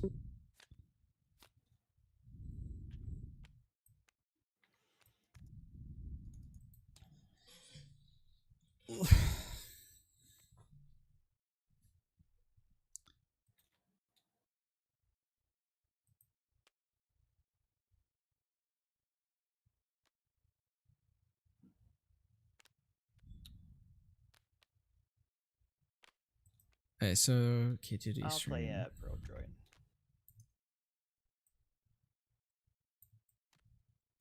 There you go. All right.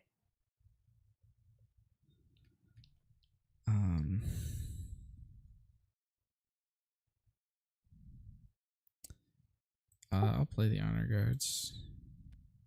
All right. I'll send the Super Laser Tech into it for 2. All right. I'll just take initiative.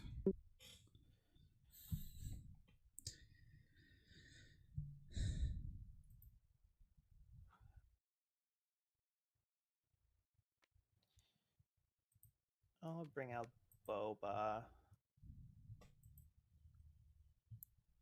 And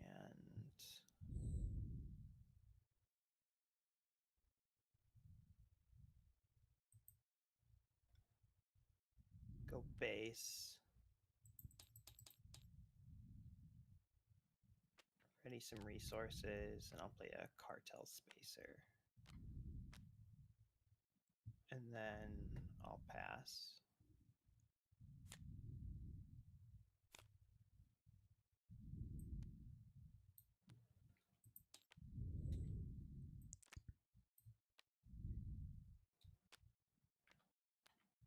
I'm gonna play Obi.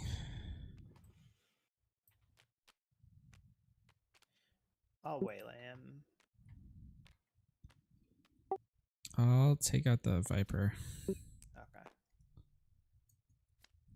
I'll go 4 base, ready 2 resources. Let's play Luke. I'll Bosk and kill the honor guard.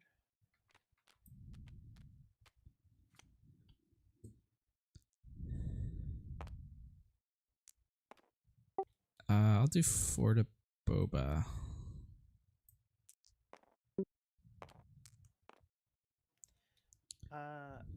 I will claim. I'll pass.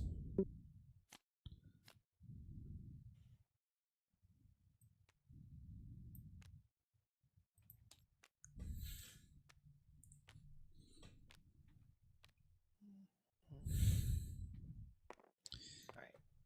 Not in a great spot here. I'll run Bosk into Luke.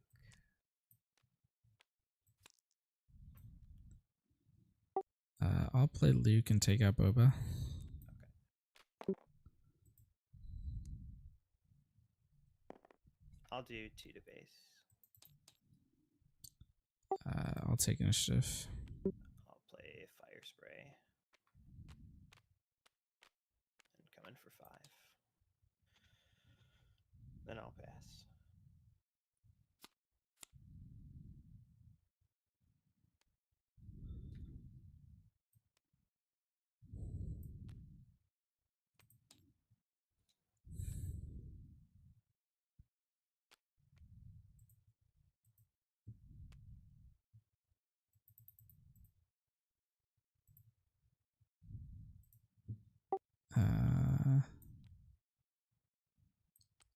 Take out the spacer and heal 2.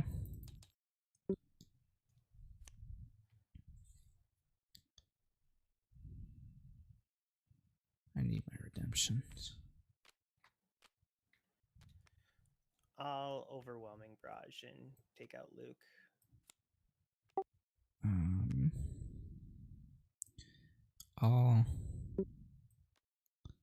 I'll play Akbar and do 1 to slay 1. Okay. I'll Surprise Strike for 10. Good game.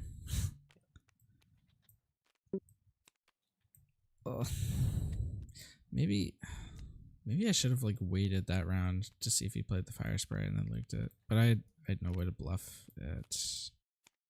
Saying it would have been a giveaway, I think.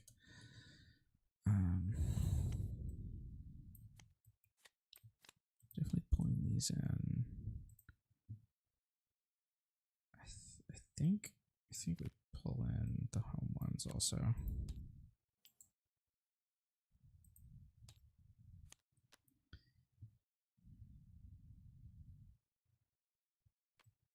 I'm gonna take the force throw. I'll take out one of the skiffs.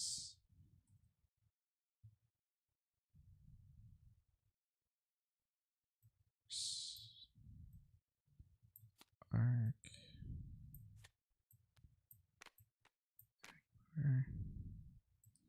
I like just one of these guards. Guards actually did okay that game.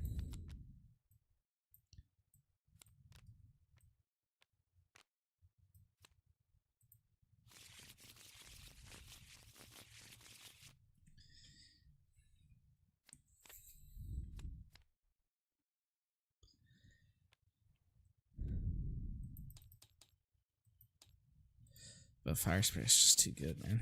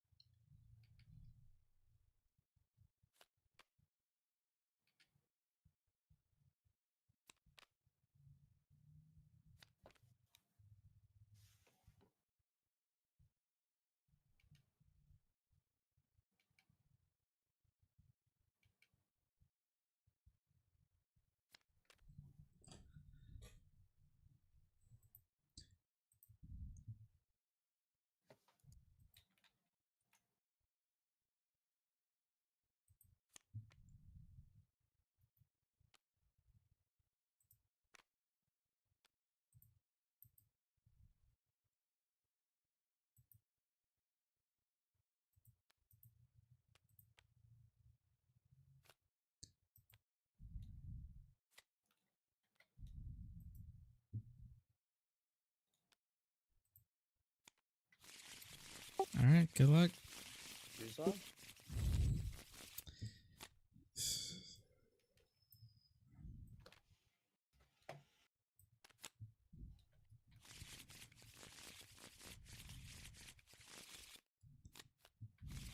Okay, that's good.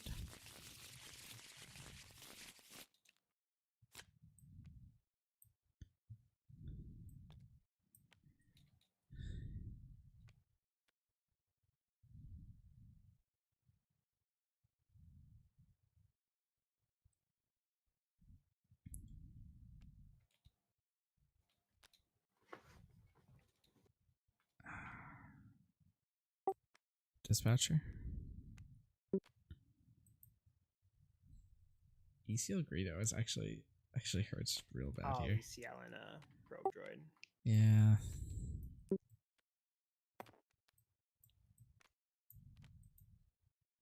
Here you go. All right. And I'll take initiative. Oh my god. I'll take initiative again.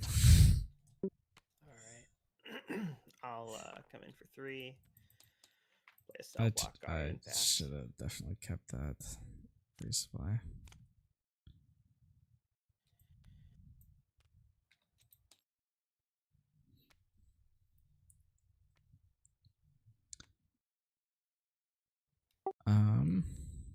I think I'll trade into your cell block guard. Okay. I'll send 3 into base. Take initiative. Alright. I'll play it. Another cell block guard. Okay.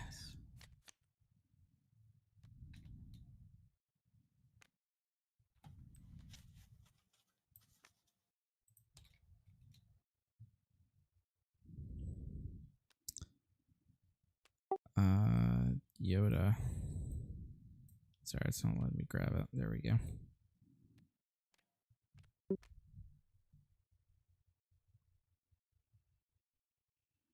I'll send 3 into base. I'm gonna get a shield. Send 3 into base. Take initiative. Oh my god. I'll waylay Yoda. Ready your resource. This is insane. Yes. No, I mean. Play Boba. Come into base for 4. Ready to play 3-drop Boba. Oh my god. Pass. Okay.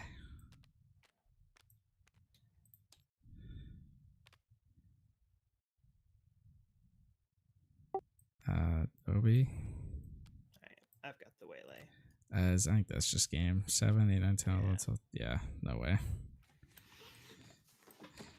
Ugh. Okay.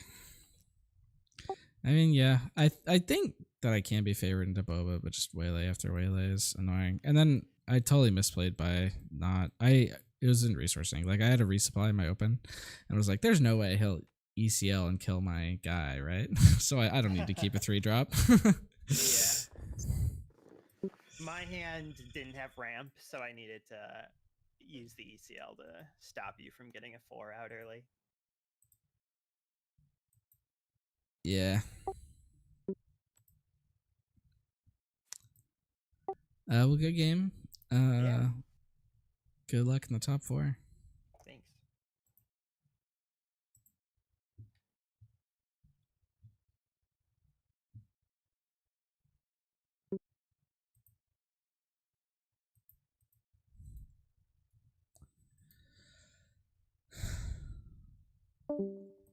Okay. Let's see. Let's talk about the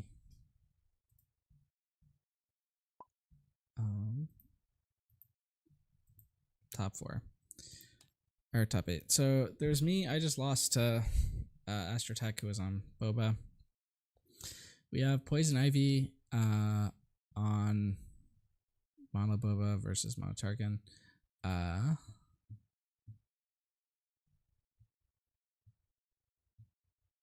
PoisonIvey, it looks like 1 game 1.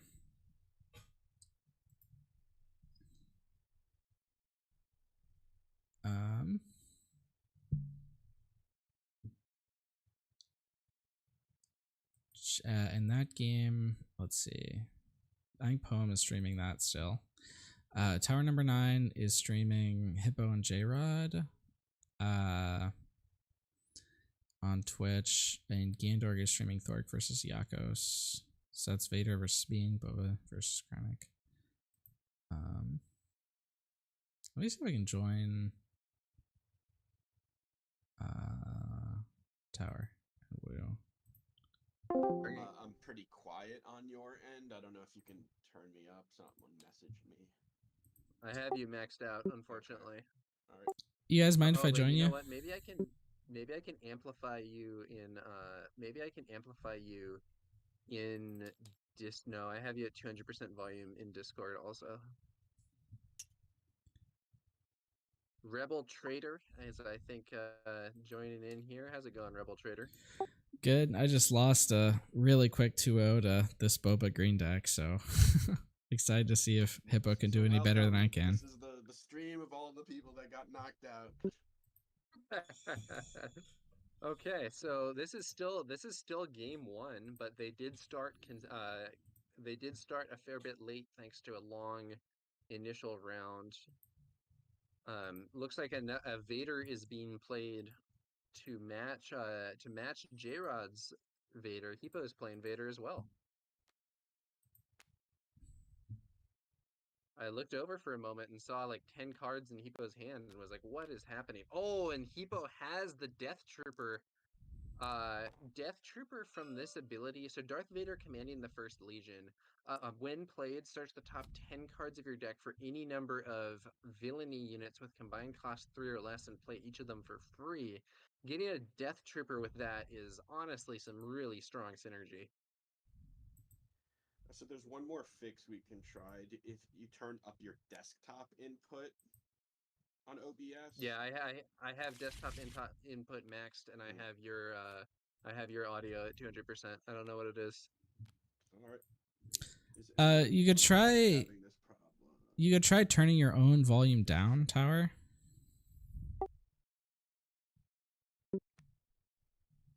And it looks like Hipo's Vader is ambushing and defeating Boba Disintegrator there. So this ground arena just got a lot more complicated.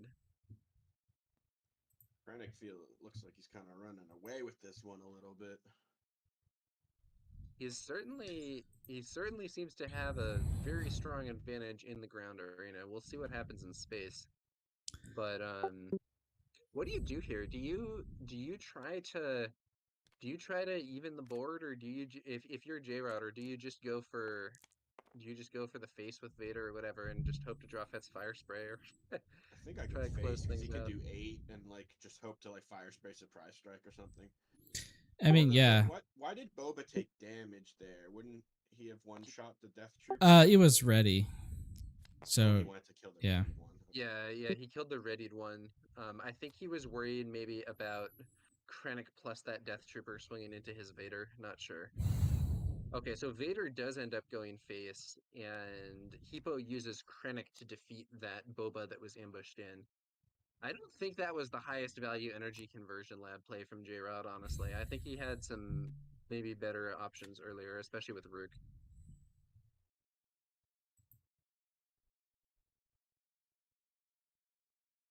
Rebel Traitor, did Rook feature in your game? No, I'm not sure if Astrotech is running it, actually. He's not, but he's playing the Steadfast Battalion, and I'm wondering if it one-shot your Luke in any of the games. No, it didn't. He didn't need it. That's that's an interesting. So Steadfast Battalion, I think several people, including myself, sort of underrated it at first glance as a kind of draft chaff sort of card, like not really that good, but there is a nice little combo with it in ECL where you use its ability on itself, make it a 7/7, and then you can ambush and defeat most leaders in the game as long as your leader is on the board. And it is, if someone's expecting it, there's definitely some options to play around, but yeah. Does Jrod normally resource to this level? This is a huge number of resources for a Boba green deck. It's going very long. Krennic stopped at 7, and he's the one playing Devastators and Avengers. Yeah, he's got Devastator and Avenger, and then, oh man, Overwhelming Barrage on Vader. That's going to be 8 damage. So he's going to remove that, and then 1 damage to the Defender. What are the life totals right now? This is still like they're bugged for me. And like surprise strike. Waylay on Vader. That is a spicy play. So the downside of this is he gets to potentially ambush again. He gets to heal. He gets to bring in another unit from the deck. The life totals are really bugged, and I don't know what they're at right now, unfortunately. That should be going up to 10. There we go. Okay, yeah, there we go. So 10 damage taken by Jrod, 13 damage taken. Oh, and there's another, man. We're seeing a lot of Darth Vader commanding the First Legion this game. Comeback season. Let's see what Jrod grabs. Maybe that's why he resourced so high. I'm really surprised about Krennic's lack of resourcing, because I feel like it's gonna keep him resource constrained now. And yeah, now it looks like the game's swinging back in Jrod's favor, when I would have said Krennic was heavily favored a couple turns ago. I mean, we'll have to see what happens here. The Vader here is probably gonna ambush. Probably you ambush Krennic. Oh man, that is spicy. He not only ambushes Krennic, he brings out a cell block guard, which means that this Death Trooper is no longer in a position to attack and remove Vader. The Death Trooper does still benefit from Krennic's passive, so it would actually be hitting for 4 damage, but the cell block guard is a sentinel and is preventing that attack.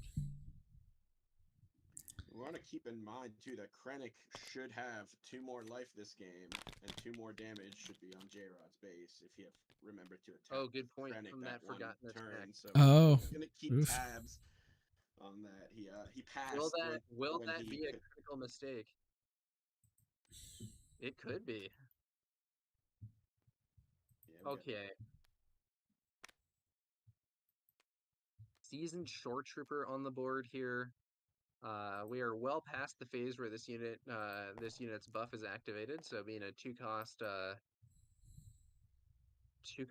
4/3 is pretty efficient, but only 7 HP remaining here for Hipo's base. The Shore Trooper does answer the Vader. Yeah, but he also has his own Vader to answer that Vader, so like the Shore Trooper isn't. I mean, I guess maybe you trade the Shore Trooper so that, I don't know, he's got to be worried. I think maybe you trade the Shore Trooper to save resources. Depends on what you have in hand. If there's a fire spray, he's in big trouble. Yeah. Unless he's holding Vanquish. And we're pretty deep into the game though, so there have probably been a fair number of opportunities to draw a fire spray here for Jrod.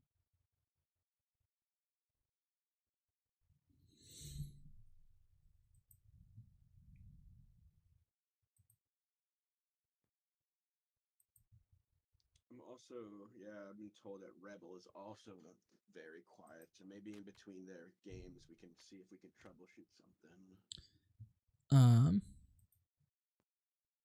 Carbon, the match is 0-0. Carbon in chat saying, yo, what's up, Tower? What's the score? We are indeed 0-0 here, and we are hoping to get up to the first game shortly. So Overwhelming Barrage on that Shore Those are some Trooper. weak follow-ups right there. Yeah. Some small units hit the board after that barrage. I just turned my gain up. Does that make me louder? To be honest, you seem like pretty normal volume to me, so I'm not sure what the story is on that. Okay. Honestly, you both seem like pretty normal volume to me, but you know. Carbon says just watching on mobile now. Ooh, takedown for the defender. Okay. Wow. Ooh, that's big, yeah. Exhausting that Shore Trooper. I think Hipo has that. Wow, he actually takes initiative with 5 Oof. resources left here. That's big. Oh, barrage. Overwhelming barrage on the other side of the board. Kills that trooper, and now the humble cartel smuggler or crafty smuggler swings in for 4. Only Is that 3 HP left? Yeah. I think this is looking good for Jrod now. Hipo started resourcing more though. I wonder if he has one of his larger cards available, but I'm not sure that it's going to do him that much good. Jrod could have any event that boosts attack and that gets him there. Yeah. Shoot first, surprise strike, could finally have a fire spray. Academy defense walker to block the Or waylay. smuggler, but it's That does it. by a waylay. And then does Hipo have another answer? Nope, that's it. He could have had 2 more life right now, but I don't see how that would have changed anything. Jrod says we need someone else to host.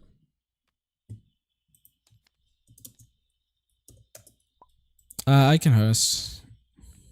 Okay.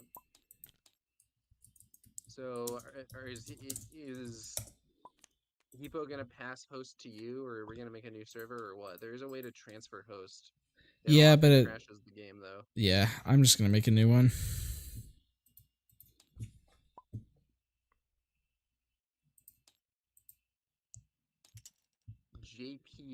JP Lolly 22 says, "How great is this game? Not released and a major tourney with multiple coverage live streams. Thank you, Tower Number 9." Yeah, happy to provide. It's a I'm not sure I would say it's a major tournament necessarily. You know, there aren't prizes or things like that, but you know, we had a league cut to top 16 elims, pretty solid. Deck Yeah. 104 says it's gotta be something in your ob settings because you're crazy loud. Believe it or not, I'm turned down and they are at max, so I don't know what's going on. JP Lolly 22, LOL, good meta, good decks, great players playing tight. Yeah, you know, we'll see. This is the top 8, and we should have some more stuff soon. We will be right back as we let me mess with these levels here for the sound, but we are going to be right back as we transfer to a new host for game 2 and potentially 3 of this match. What's the password for your game? It's TTI, all caps. And I'm also streaming this on my end if you want to watch me while Tower's fixing settings. Well, maybe do you want to stream my audio? Because Tower's, we're not coming through on his stream, is what I'm being told by a lot of people. Well, yeah, I mean, I am. Your audio is coming through on mine. Oh, my audio is coming through. Okay. Yeah. TTI. Okay, we are back. Just getting into the observer view. Have also messed with the audio settings some, and hopefully this is going to be better. Let me know if how that's going. We are going to once again put Jrod on the left side of the screen here. Rebel, what did you do to make Hipo on the right? What? What did you do to make your? Let's see how this continues. I turned up a knob on my audio interface. All right, so in that first game, we saw No, Jrod, it's a physical box. We saw Jrod get the win. It had looked kind of rough for him in sort of the mid game, but it ended up being a overall pretty favorable situation as he sort of regained control towards the end. Now, both these players could, of course, be sideboarding at this time, and if we take a look at the sideboard cards that are available, let's see here. So we're back over on the deck list. So Hipo has Confiscate, which is an anti-attachment card, Protector, which allows, or not Protector, what's that card called? Devotion, which allows a unit to get a small buff and restore 2. Then we have Make an Opening, a removal card that also heals. Honestly, a pretty good counter to 7th Fleet Defender, so might well see play here. Traitorous allows you to control a small unit and count Dooku a larger unit with shielded and also a built-in removal. What do you guys think? If you're Hipo, what are you citing in for this?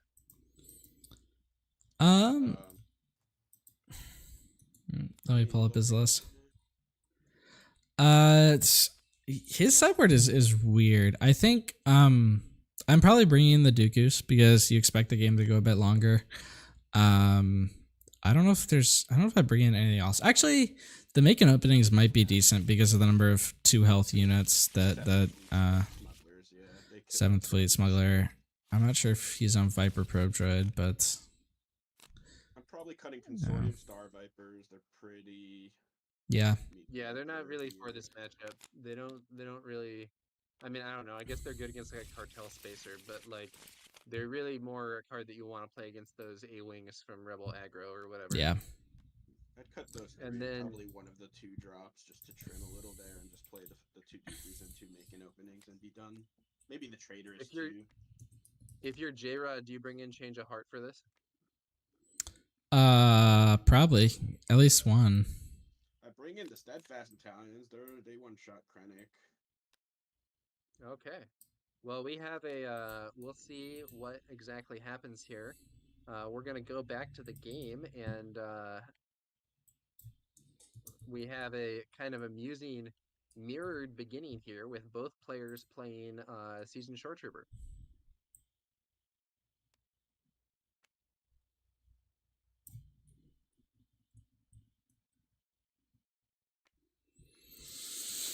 And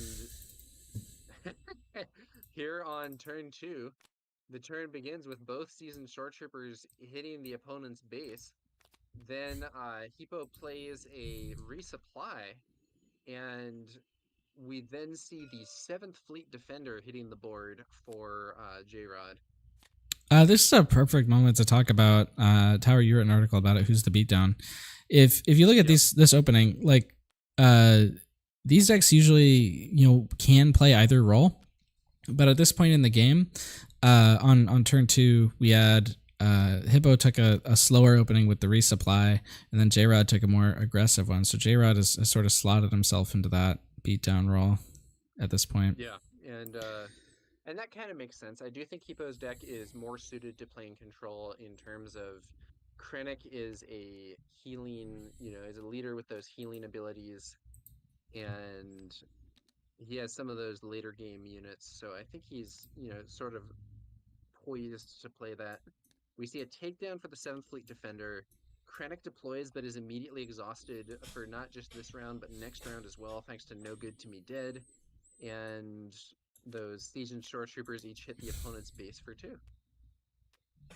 Now, on this turn, Hipo's Seasoned Shore Trooper is 4 power because Hipo now controls 6 or more resources, I believe. But Jrod's is not. So Hipo can attack with his Seasoned Shore Trooper and defeat his opponents here. Yeah. Boba hitting the field. ECL something. Is it going to be the Academy Defense? Yeah, it is. Ooh. And I think ambushing with this is kind of interesting because you can resolve the when played after the ambush, which allows you to give an experience token to the walker, and that's just what he's doing. I mean, that definitely helps. Although, I mean, 6 versus 5 attack is not really a huge difference in this board state. I'm not sure I would have done that versus just taking the kill with my Seasoned Shore Trooper against my opponents. I don't know. This way he gets to use the Seasoned Shore Trooper to defeat Boba, though, I guess. So that's kind of cool. He'll handle Boba relatively efficiently. Yeah. Oh, wow. Boba actually attacks into the Academy Defense Walker and dies. Oh, yeah. It looks like they're maybe allowing a take back on that play. So I think what happened there is, I think Jrod attacked into the Academy Defense Walker thinking he would survive, and then somebody pointed out that Krennic's passive means wouldn't work that way. Ooh, so now we see the Steadfast Battalion being used. So ambushing in, giving itself +2/+2, and destroying that Academy Defense Walker in one go, though it is defeated itself. Also does a bit of damage to the base with Overwhelm. And did Jrod not attack there with Boba? No, he used Boba to take out the Shore Trooper. The roles sort of reversed, and the Shore Trooper was pushing damage to Jrod's base, and Jrod was sort of playing a more control thing there, using Boba to defeat that trooper. But now we're seeing Darth Vader yet again. Darth Vader commanding the First Legion saw substantial play on both sides in Game 1, and here we're seeing it on Game 2, ambushing in there against Boba Fett, and I believe Hipo is now conducting that search of the top 10 cards. Looks like it's going to be a Viper Probe Droid revealing Jrod's hand. When played, look at an opponent's hand, and then so now we get to see the hand as well. Ooh, Rook. That's Fire Spray, Rook, Darth Vader, and Change of Heart. Those are some spicy cards in hand there. In fact, all of those are like kind of big, expensive, scary cards. So Jrod has an interesting situation. Which of those expensive options will he use? That's Fire Spray. Classic unit here. Very strong card. Yep, and it's also the most aggressive one out of all of them. You could have played Rook if you wanted to be more control-y, but he decided to push damage. Yeah. Or ambushed in his own Vader to defeat his opponent's Vader. He was only on 6. He didn't have enough resources. Right. Only had six. So there's a good chance, I think, that we'll see that that play going on this turn then.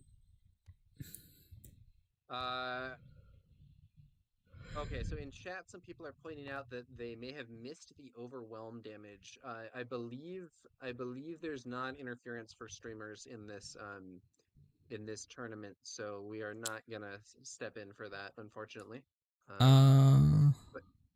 Yeah, I think there would have been at least one Overwhelm miss, but at this point, I wouldn't. Hey, Thork, we're live here. So then we see Darth Vader being played. And that is just the play we were discussing from previously, searching the top 10 cards for any number of villainy units with combined cost 3 or less and playing each of them for free. The question is, what is he going to ambush? So he could take out his opponent's Darth Vader, but I think attacking the Viper Probe Droid here honestly makes more sense. Maybe? Hard to say. Oh, he exhausts? Did he exhaust that with a Cartel Spacer? Is that what we're seeing? Yeah, that's right. So Vader used to get this Cartel Spacer, which is going to exhaust the Viper Probe Droid. When played, if you control another Cunning unit, exhaust an enemy unit that costs 4 or less. All right. Vader's ability does play the unit. I just got word that Yakos beat Thork 2-1, which means we have a mono red Sabine deck in the top 4. Spicy. All right, so then Vader trades with Vader here, and man, there's a lot of resources for Hipo. I think this game looks pretty favored for Hipo to me right now. What do you guys think? I mean, depending on what he has in hand, yeah. Jrod has a better board, but there's like a big difference in life totals. Krennic still hasn't attacked, and Hipo still has all his resources for this turn.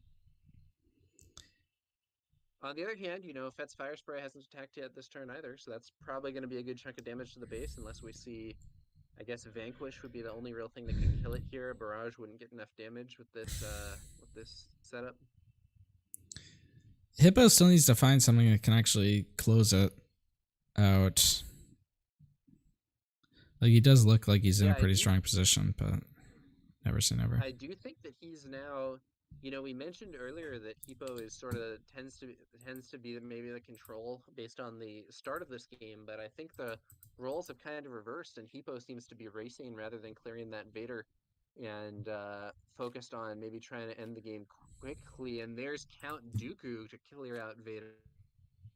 Yeah, so that looks like it's gonna probably seal it. And that was a sideboard option, I believe, for Hipo. So removing that Vader, then getting the shield on there, so a 5/4 shielded. So now Hipo has lethal damage in the ground arena, and we will see what happens. We will see what happens here, but I don't know. Is there what could Jrod have to get out of this situation?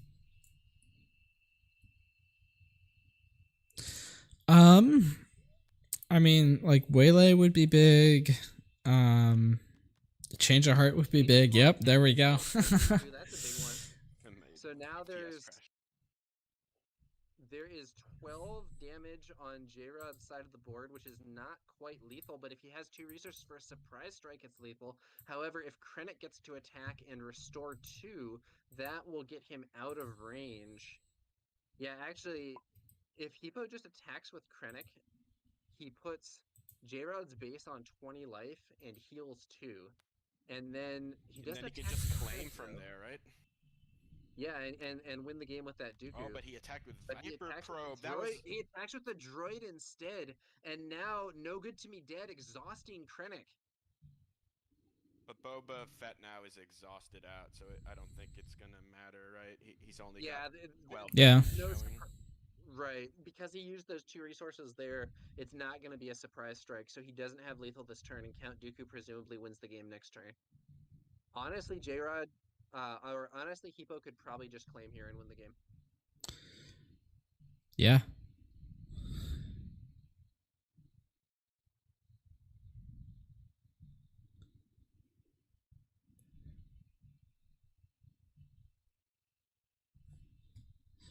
There's really nothing else they could have that would really make a difference.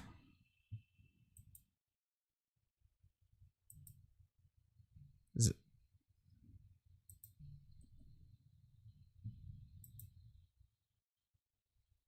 Carbon pointing out that if in fact they missed 3 damage, that could be the difference between Jrod winning and losing in this match, which is interesting. Although we still haven't seen any cards actually played from Hipo this turn, and there could easily be stuff that will change the outcome such that 3 damage is not so important. You could just claim though. You could just claim. There's 12 damage showing. He's really in the tank on this one. Yeah, I think if he just claims, it's actually like a guaranteed win. I don't think there's anything that... Yeah, I think if he just claims, there's no way for... Yeah, he has no resources. He doesn't have lethal. And then first action of next turn, you swing with Dooku and win the game. So I think if he takes the initiative here, he just wins the game. But he's not going to do that. He's going to play an overwhelming barrage. Well, I'm not sure what that does, but Kills the cartel spacer, I guess? Yeah, kills the spacer. And then, I don't know, does 2 damage to Fed's fire spray? Yeah.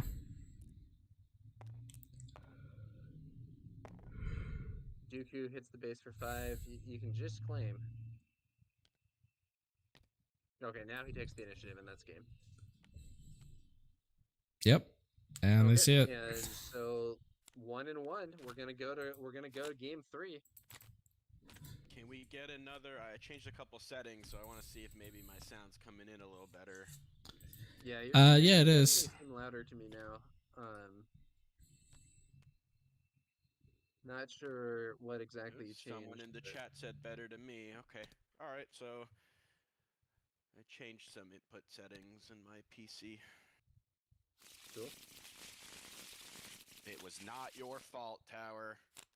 Your voice does sound like it sounds super thin though, like your EQ is messed up. But we can hear you. It's fine. What does EQ mean? It's like your levels. Yeah. It's the different frequencies in your voice. Okay, so we're gonna go to game 3 here. Coach Couch Judge Nick Nelson says in chat EQ stands for EverQuest. That's Gandork, if you don't know, by the way. Oh, okay, tight. I did not know. JP Lolly 22 says I think he used Overwhelming Barrage just to show he couldn't lose anyway. Yeah, more or less. Maybe, I don't know. Okay, so we see the it looks like we had a Scout Bike Pursuer. Did Jrod miss his first turn play again? I think he did. So Jrod is actually is like said that he's kind of okay missing turn 1 here. He also only has 9 2-cost units. A lot of decks are on 12. Yeah, I mean, so you know, I know Thork, who popped in the chat briefly earlier, has in the past said that he, in some matchups, prefers having ramp to having a turn 1 play when he's playing Vader, and will mulligan for ramp and not care if he misses his turn 1. That should be it should have been 1 more damage from the thing. From the you wanna guy. If you want, you can tell him. I guess you're the you are the league owner. Oh, that is brutal. Ooh. That is so bad for Jrod. So he deploys Boba Fett, and immediately, with nothing else on the board, gets all right. They got it. Power of the dark side. That's probably game, right? An opponent chooses a unit they control, defeat that unit with 1. Oh, and he had the other unit to play around it with. Ooh. If he had played the defender first, he would have been safe, but oh, that was brutal. He likely wanted to get an attack with Boba and then have 5 resources for like a rook play or something. Oh, what the Traitor is taking over that defender now. Wow.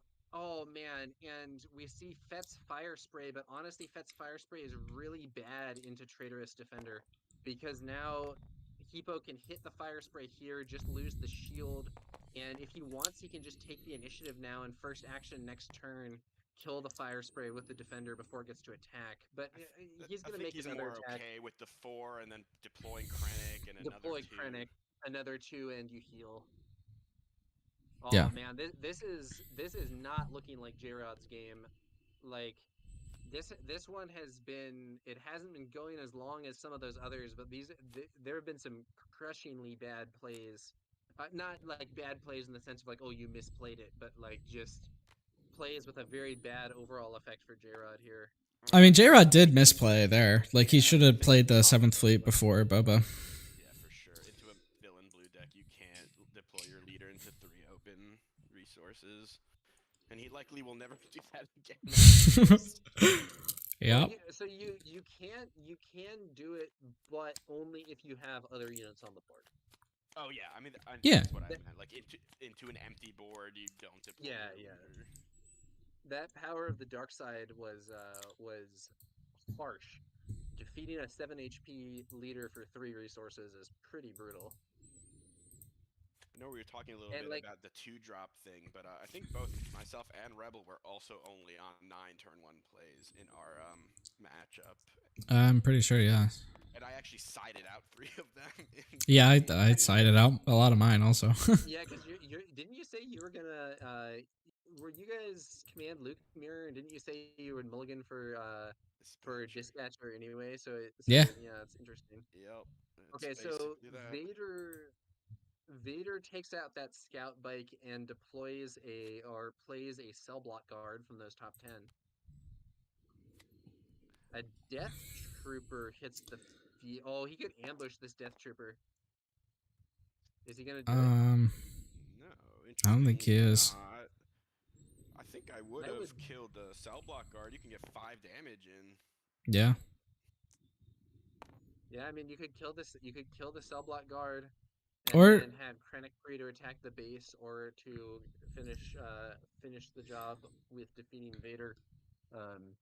He might have another one though. If he has another one, that would be a brutal one. Yeah, another Cell Block Guard. Another thing you could do is just have put the damage on Krennic, so then Krennic can kill the Cell Block Guard. Oh, it is another one. Okay, that's big though. The double Death Trooper, that's nasty. Is he gonna ambush this one? Yes, he is. Yeah.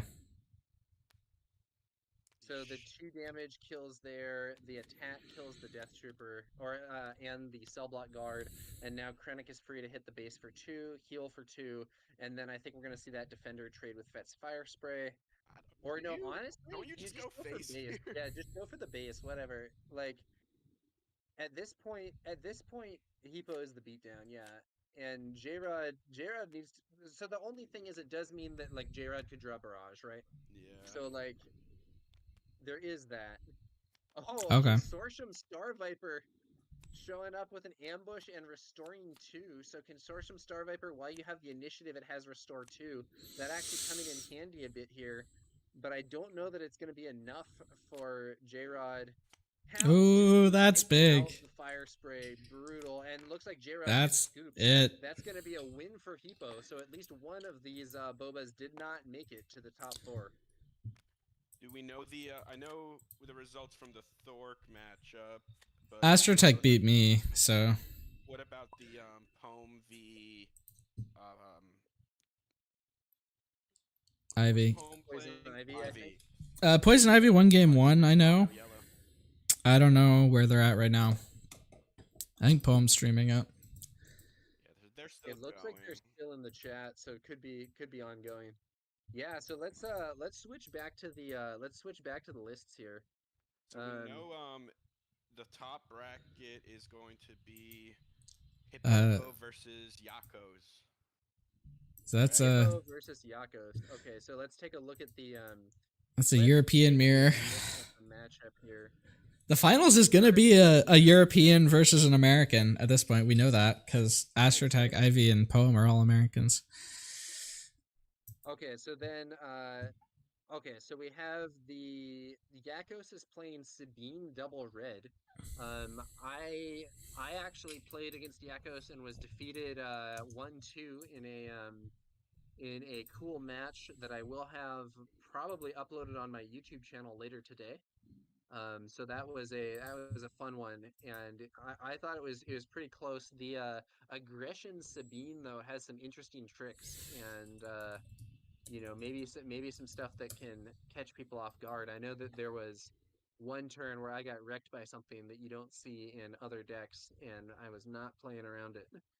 Soseth in chat says that Krennic deck looks great. Did very well here. The that game 3 was brutal. Hipo just seemed to have all the answers to what Jrod was doing. Do you think it's surprising that he's not main decking the Dooku's?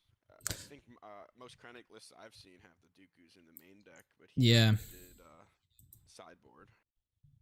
Yeah, it's interesting. He does only have 2 copies. I think he's maybe opted for some of the like high-end battleships or whatever in main deck instead. I'm not sure. He has like Avenger and Dev, but I don't know. Like it's not that uncommon for other Krennics to do that. I mean, Faith's deck, who had to drop, was on 3 Dooku, 3 Vader, 2 Avenger, 2 Devastator in the main. So yeah, Faith. Let's highlight this. Let's highlight this deck here. Faith went for a really high end composition with that. I think honestly, I think things have been getting more crowded. There's just more options. In the past, I'm not playing Obi-Wan in my Luke deck. Destiny Riku asks, why didn't Dudeness play? Oh, did Dudeness drop? He was saying last night that he might have to drop.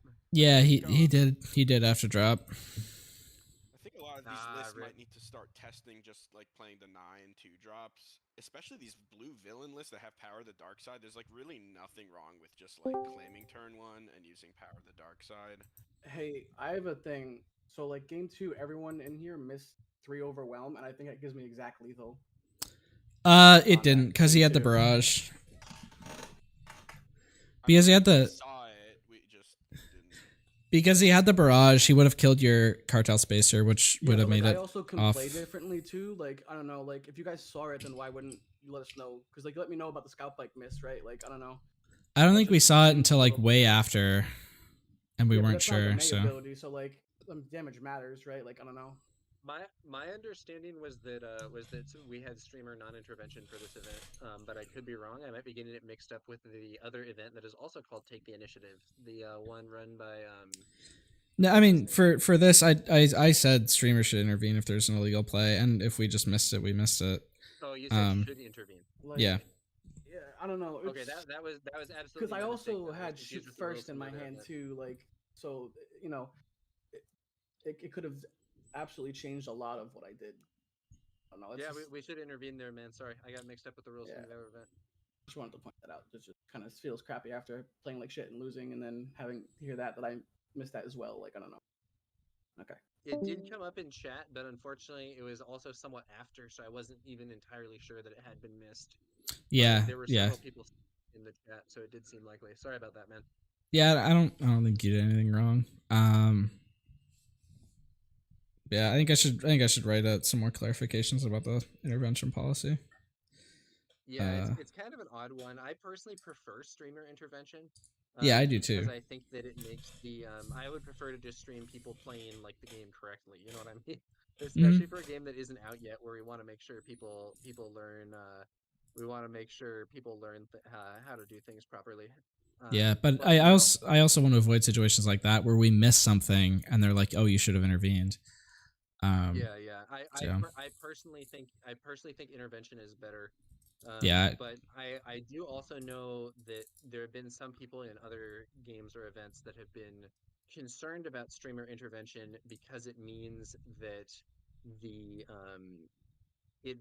there is a relevant difference between streamed and non-streamed games. In terms of level of competitive balance, right? Because at a normal tournament, there's not a judge watching every single game to correct mistakes. So the people who get a stream could theoretically be benefiting because they have people to monitor the game. Also, this is gonna sound crazy, but people totally make rules errors in stream in real tournaments all the time, of physical card tournaments. Yeah. The overall level of monitoring in physical tournaments is just not very high, and actually, I mean, we don't need to get into deep details of tournament structure and policies, but there are some situations where they actually want audience not to intervene or do anything. Because it's very disruptive and there's the potential for interference or cheating and stuff. So it's, it is what it is. It's unfortunate that we didn't call that one out, but yeah. Okay, so let's see here. So we were saying Dudeness had dropped from the event. Yeah. And so what do we have? Are all these matchups up? Yeah, there's a challenge and that's been being updated. Yeah, no, I'm just curious. Are all the other games? No, of this, PoisonIvey are still going, so we can review the other 3 decks. I'm watching their stream. They just went into game 3, I think. Okay. So Yakos, we talked a bit, which is very unique though, because I think most people would just say the yellow version offers so much more than the mono red, right? You get aggression, you get rallying cry, but you lose Falcon Surprise Strike. More 2-drops so Leia, Rogue Operative. What's the 3/2? The Lawful Insurgent. Yeah, I mean, I don't think that one was good anyway, but I do think Yellow Sabine is more standard. But I think, I don't know. Yakos is doing something right. He beat me. We had a good match. He beat Thork. In that one, I think he's probably pretty favored because Vader tends to have issues with aggro. Vader's kind of the real slow, heavy hitter. I mean, he's currently tied for the latest deploying leader at 7, and Sabine is the earliest deploying leader. And it turns out that when your leader deploys 3 turns after your opponent, and your opponent is very aggro, that can sometimes be a big problem. Yeah, it's a very interesting deck. So he's playing some kind of aggression tricks that are not necessarily to be found in all Sabine builds. He's not playing for a cause I believe in, and is instead playing a bunch of the kind of mono aggression cards. So we see the Precision Fire, the Partisan Insurgent, Benthic 2 Tubes, Keep Fighting, the controversial Rallying Cry. He actually has 3x. I didn't see it in the games that I played against him. He may have sideboarded it. And then, of course, Aggression itself, which is a very strong card. Yakos' deck is also packing a huge amount of attachment removal. He has 3 copies of Aggression main deck, and in sideboard he has 2 Disabling Fang Fighters and 3 Confiscates. So if you're planning to get a lot of value out of upgrades against Yakos, you might want to think again because he's coming prepared.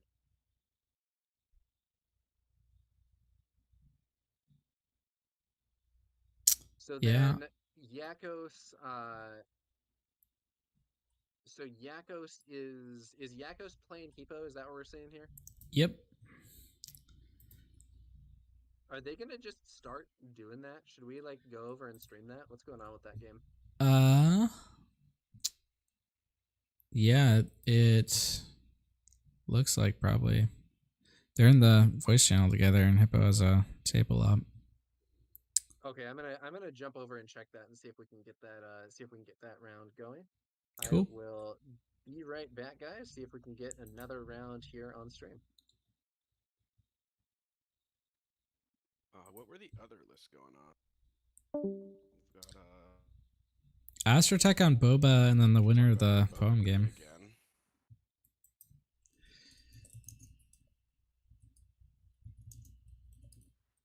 Are you still going, or? Yeah, I am. Are we gonna watch? The Hipo Yakos game, or? Yeah, it looks like we'll do the Hipo Yakos game, I think, and then depending on if Gandork's around, we might switch over when the other match starts. And they're about to get started, so I am getting the camera set up. Do you think we should the rounds should start at the same time? I mean, they're already starting. I'm sort of okay with it. Yeah, Rebel's the TO, so you can feel free to stop or not stop as we see fit. Okay, I'm gonna put us back on Audible to the viewers. Cool. Okay, guys, we are about to begin the semi-finals here with Hipo versus Yakos. So we're gonna see that double red Sabine deck in action and see if it can deal with Krennic's healing. Let's see how things go. Oop, I joined the room. Just some random people playing. It's the same password. Yeah, you know, sometimes people reuse the passwords. You know, you can definitely be the elite hacker man or whatever, sneak into some of these lobbies. United States, Canada, Mexico, Panama. I want to give a shout out to Gookie81 for subscribing with Prime. Thank you very much for supporting the channel. And also shout out to Deck104 and Wooooo who have followed during this broadcast. Oh, that's me. I'm pretty sure Deck104 is Bobby Sapphire. What was that? What was that there, Rebel? I said I'm pretty sure Deck104 is Bobby Sapphire. Yeah. Oh, sweet. I think I ran into him before in Fab or Legion or some other game, but I noticed he's been joining up for some of the Star Wars Unlimited stuff and making some videos of his own. Okay. Wojtek and Yakos. So what are we thinking here? Can Sabine get under this? He's got a bunch of ways to get through Saboteurs if he needs to. He's got the Precision Fire, so like... Okay, so Krennic can be built as counter aggro. I honestly think Hipo's deck is not built as counter aggro. Well, he's maybe decking 3 Consortium Star Vipers, which it could be very relevant. But he also has, you know, he has a bunch of big units. He has Vanquish in main deck. I don't know. I mean, so the thing is though, he can also side in. He can side in more healing. He can side in devotion. He definitely has some options. Yeah. I think so. Let's see. I mean, Traitor is probably like incredible garbage against. You know, watch me say this, and then the streamer curse means that it will actually be instrumental in winning. But I think Traitor is like incredible garbage against Yakos' deck with all the attachment removal that he has. I think if the opponent has solid attachment removal options or upgrade removal, I keep saying attachment because I'm used to L5R, but if the opponent has good upgrade removal, Traitorous is incredibly risky. Like if you play Traitorous and take control of a unit and they play a disabling Fang Fighter, that is like brutally negative for you. Hey, Poem. Yeah. What's up? Did you have anything to say? We are live right now. We're live right now. Yeah. Oh, okay. Are we? Okay, so let's is there a see game here. going on? We got Yes. We're streaming the Yakos and Hipo game right now. The other, do you want to get the if you're good streaming it, you can. I can just message you. Okay. Yeah, that's way better. Okay, so let's see here. We got Yakos. Yakos thinking about his resource decision here. Hipo is more confident and has already set this up. Let's see if Yakos can navigate this. I'm kind of I'm a Sabine fan. I hope that you know, I think we saw in the actual meta for this season when it was being played like on the league, aggro was really dominant, but in this second season we've seen a big switch towards more mid-range and control types of decks. I think first people started playing all this mid-range stuff to counter the aggro, and then control is kind of trying to get over the mid-range. But the I'm kind of rooting for the Yakos, who I think is the last remaining aggro player to do well in this event. All right, I'm gonna go stream the other match, the Boba mirror. Okay, sounds good. So have fun with this one. All right, so we are going to start off here. It's going to be a. Okay. I'll go join your table. Hey. What's your password? TTI all caps. Awesome.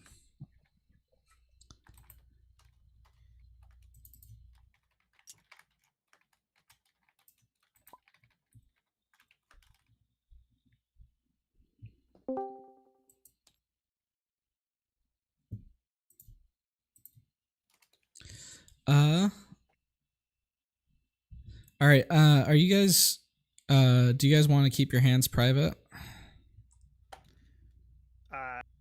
I don't care. Yeah, as long as we're not stream sniping.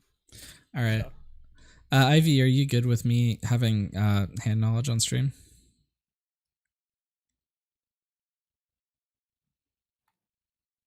Oh.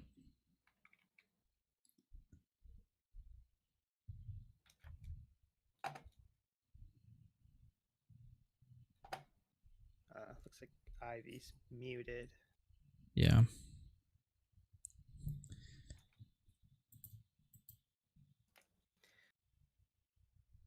Ivy, the password for the lobby is TTI all caps.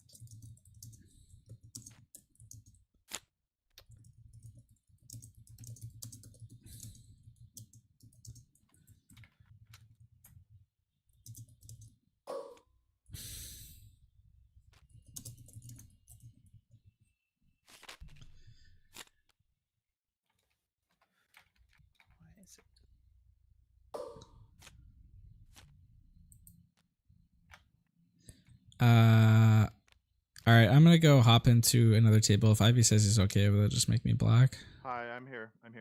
Oh. Alright, I was just asking, are you good with me being able to see your guys' hands on stream? Oh yeah, of course, yeah. Alright, awesome. I'm gonna go hop into another table. Alright.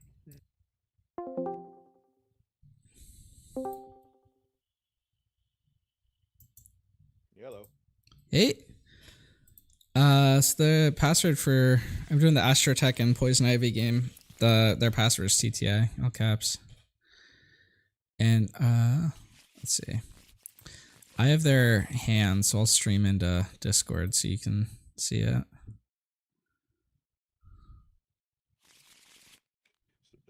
Sorry, what was your password? TTI. All caps. All caps, you told me to.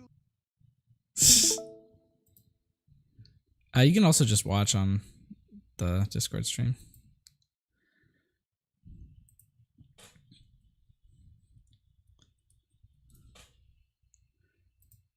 So we pull up the lists. So PoisonIvey is on this mono Boba list. It's really interesting. He's on like TIE fighters and snowtrooper lieutenants and a lot of weird Imperial synergy stuff. He's got a random TIE advance in the main. He's got the Chimera in the sideboard. If it becomes relevant, I don't know if it will though. Yeah, Chimera's a weird choice. But yeah. And Astrotech is running, I think, a pretty standard green Boba deck. He beat me in the top 8. But yeah, he's got all sorts of good stuff in there. Vader's Boss, Steadfast Battalion, Fire Spray, all the tricks that you would expect. Most usual, so I don't see anything. Well, the Steadfast Battalion, I think, is kind of different than what a lot of people are running. I haven't seen it often anyway.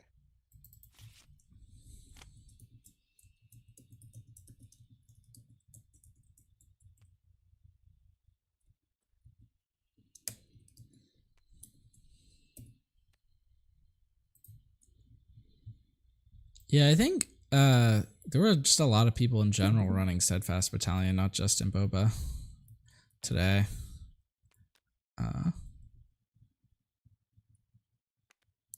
Which I mean, it seems like a decent card.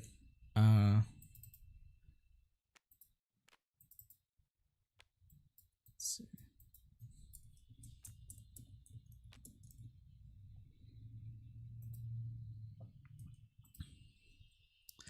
All right. Sorry, I was getting some stream stuff set up. They are starting, and Ivy opens Crafty Smuggler. Astrotech opens Viper, and the Smuggler is going to be able to trade in there real easy. And then Bodhi to back it up. So PoisonIvey looks like to be getting off to a pretty strong start, although Astrotech does have the Super Laser Technician.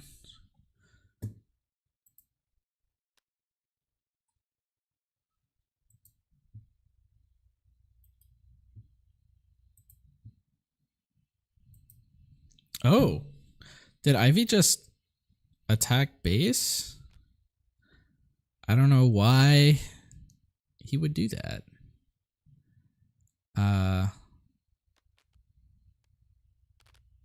Yeah, I don't know. But yeah. I like started the stream, but it muted me. That's funny. Oh. Yeah, I think double yellow is the aggro in this matchup. I do, yeah, but so like he's just wanting to get damage on base, and he's like, you can't trade with me with your probe droid, as long as he can keep the probe droid from trading with his Bodhi. Yeah, I mean, I think even if you're the aggro deck, you're still in a better position if you kill the Viper here.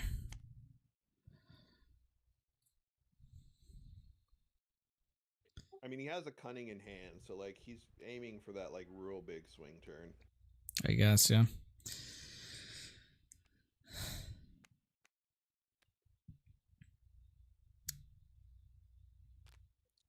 And just gonna do it right now. All right.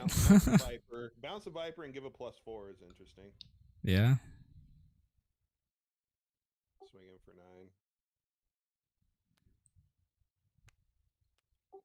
Oh, and hits the overwhelm. Oh, okay. I mean, you can still get the Fet's Fire Spray. So not going for the +4, I guess. That +4 would have been an answer to the Boba here. If he gave it to Bodhi. Yeah. But I think he's plenty happy just to not have OB. Like, I think that's probably a win. Yeah. I mean, he's got rid of 2 of them now. From the Bodhi and then the Cunning discard. It is a rough board for Astro, though. Like, he's just took over the game.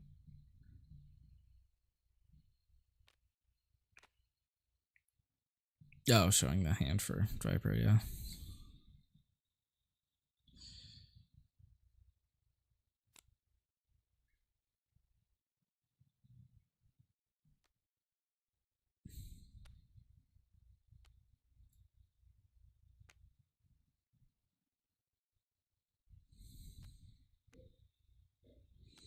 And base. All right. It's an Imperial, so that works. I mean, I think he's gonna run out of gas here pretty soon. Like this Boba's gonna take the free trade into Bodhi, and then yeah. I agree. This doesn't feel like it's working out. Like he's trying to be aggressive, but wasn't aggressive enough. His board's going to be gone. Fet's Fire Spray is just going to be hidden in here, and the damage race is going to be flipped all in one round. Yep.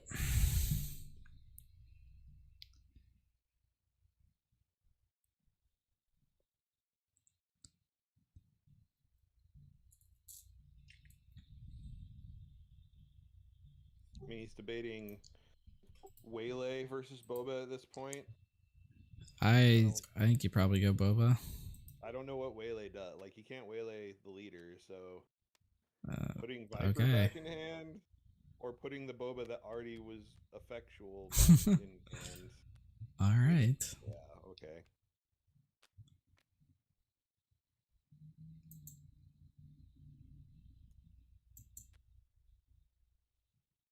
Yeah, so he's got 8 damage. It's going to put 11 damage, and he'll be behind on the damage race. Unless he wants to trade the Snow Trooper. Oh, no, he still hasn't even attacked with Boba yet. He's going to be way behind on damage race. He can still Jeddah. Oh, he did Jeddah City the Viper. Is that what? That is. Looks like it. Yeah. And Astrotech's just gonna be able to put Greedo on it. It goes to base with his Boba too. He does not care about trading with any of these units. Yeah, this fire spray is huge. Ooh, Ivy just got a fire spray of his own. That could turn things around, but I think he's behind on damage. He's behind on overall power on the board. He's already used his base. He doesn't have initiative. I don't know. If he chopped another cunning, he could get there, but he didn't. Yeah, Astrotech. With the damage that he has right now, this is lethal. Ivy can like stop some of it, but like he is right there.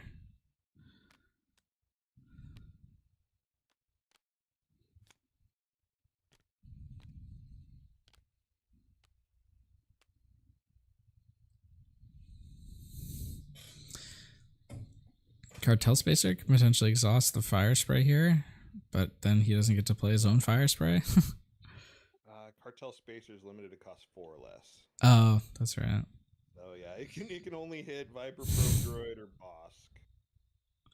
Or Greedo, sorry, not Bosk. Yeah. Viper, Probe Droid, or Greedo. One of those bounty hunter dudes. Yeah.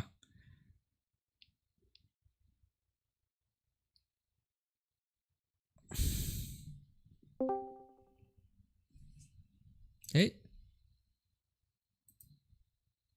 Hey. Did you have a question?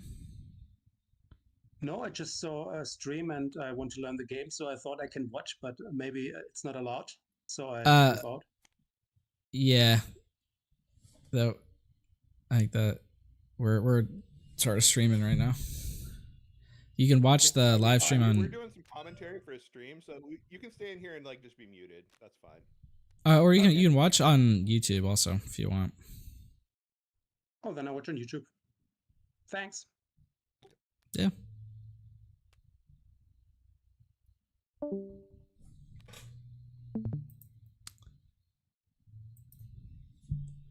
Yeah, now he's doing the math to be like 17 plus 4 is 21 plus 3 is 24. And I can only put you to 19.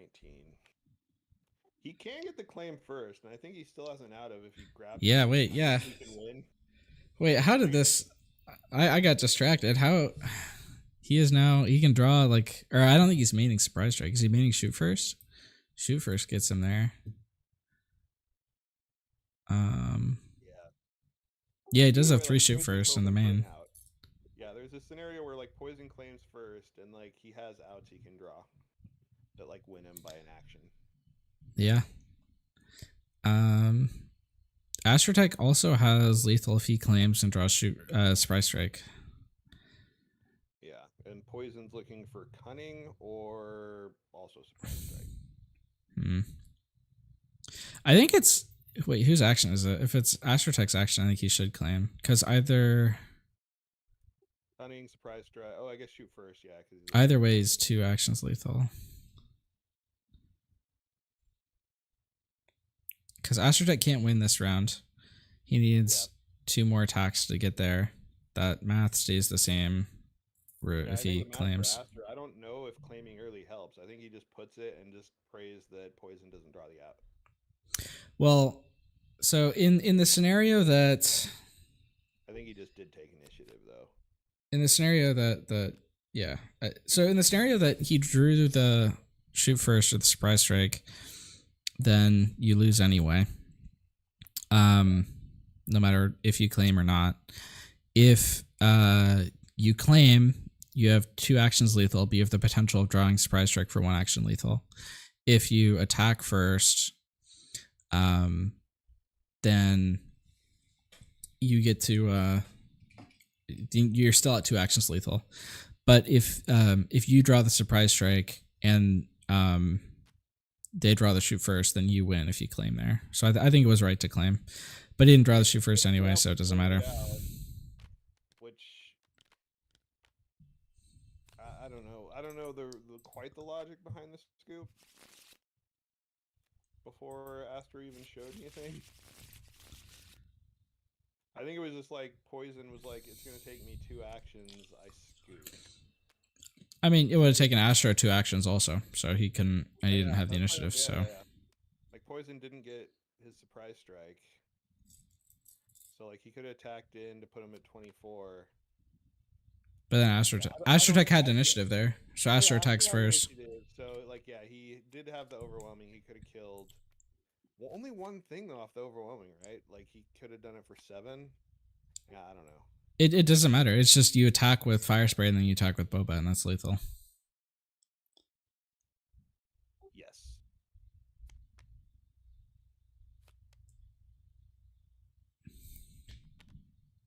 Yeah. Anyway, game 2. Yeah. That was very fast. What did they play? Like 5 minutes? Something like that. Yeah.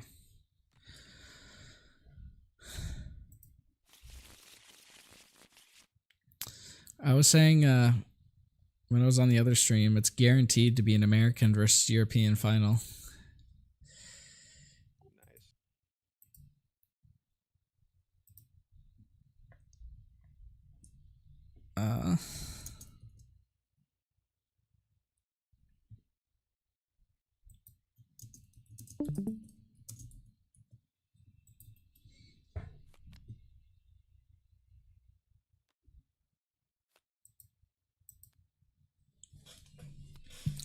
All right.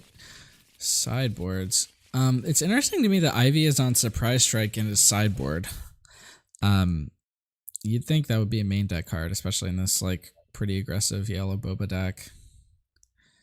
Yeah. I also wonder if the Jabbas are coming in. They're also on the sideboard.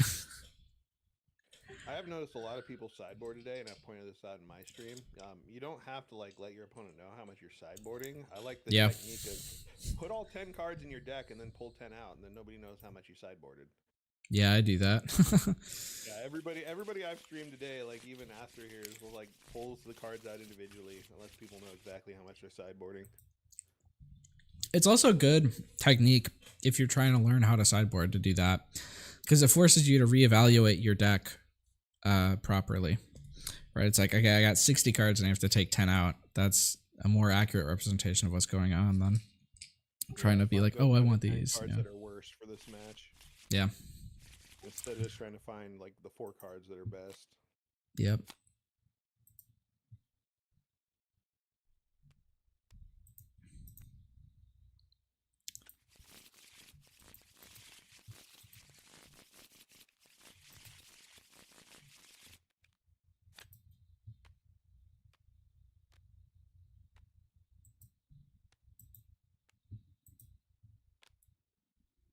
Yeah, particularly in TTS, when if you just drop your whole 10 cards on top of your deck, Like, you don't have to shuffle. You can just pull them off. And they won't know. Like, in real life, you kind of have to, like, if you do it for, like, Magic or whatever, you have to shuffle your 10 cards in so your opponent doesn't know. Because if you just put them on top and then pull them out, it's a little obvious.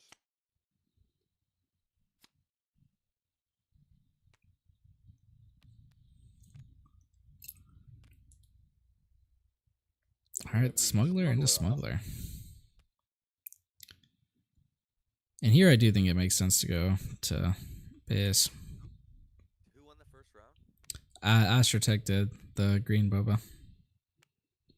And now we're on round 2. Yep. Ooh, Bodhi taking out the barrage. Bodhi is so good. Astrotech has the potential to ECL in just kill the Smuggler right now if he wants. Yeah, I think that's why he took the shield off. But he's waiting for it. He's like, I'm just going to ramp and be better. Yeah. He didn't use the ECL. I don't know. Yeah. I've seen debates online of, is it worth the ECL just to like save an action, or save your ECL for the Steadfast Battalion when it might be way more important, or the Boba Fett? Like, I think it's usually worth it to wait. Yeah. Like, the ECL Boba Fett can be really like a way to kill the opponent's Boba Fett after he attacks, which is really sneaky. Or even ECL Steadfast Battalion 7 too. Both of them actually kill Boba Fett. The leader on the other side. Yeah.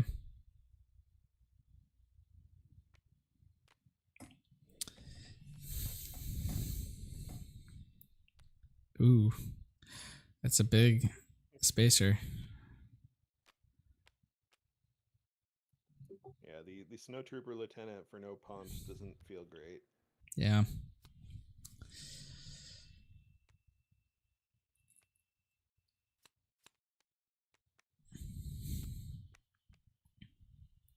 Yeah, he's gonna get is he gonna ambush the Steadfast Battalion because it has overwhelm? He could, yeah. Yeah, he's gonna have the 5. You ambush it, put the 7 and 4 overwhelm, and Astro is strongly in control of this game. Yep, and that Steadfast can just kill Boba when he comes out next round. We might be looking at a quick 2-0.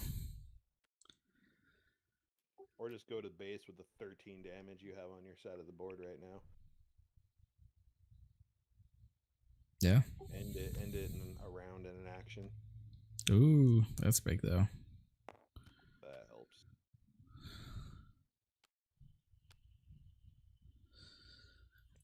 Yeah, so he can flip Boba, attack, ready to play the 7th Fleet Defender, and kind of flip the board state back a little bit. Yep. Astro has a surprise strike, so if he wants to slow roll, he can still use his Boba to take out the opposing Boba when he flips and deny him the resources, which I think is an interesting line. Ooh. But he didn't go that way. He just went. Yeah. Like, yeah, if he could attack with a spacer, he flips, and then he surprise strike your Boba to kill their Boba.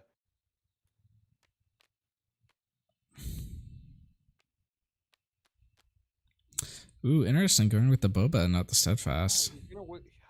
He ends up wasting resources. Right? Yeah. I'm not sure about that.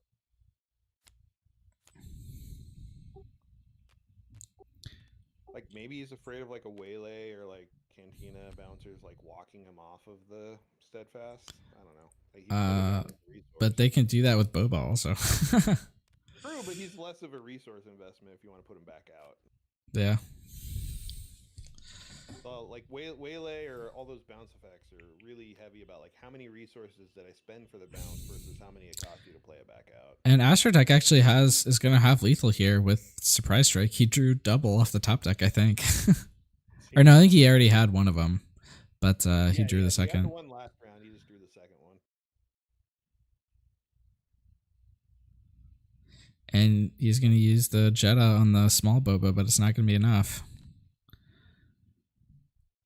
Yep, GG's.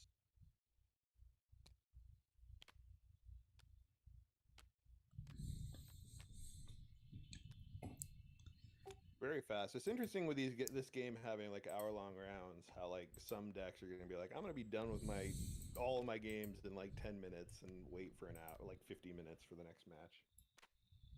Yeah. you get some matches that are just a slog that need 45, 50 minutes. Yeah. Yeah. He's pretty good. I mean, like I've seen him play pretty well. Yeah, he's also just on Boba right now, the best deck. That is true. I mean, you know, Boba is definitely the best deck by, like, I would say a pretty decent margin. But I don't know. I mean, like, if Thork, well, no, actually Thork lost. Never mind. Yeah. Yeah, Thork unluckily had to face back-to-back aggro's with his control type deck. Got one, couldn't get through the other one.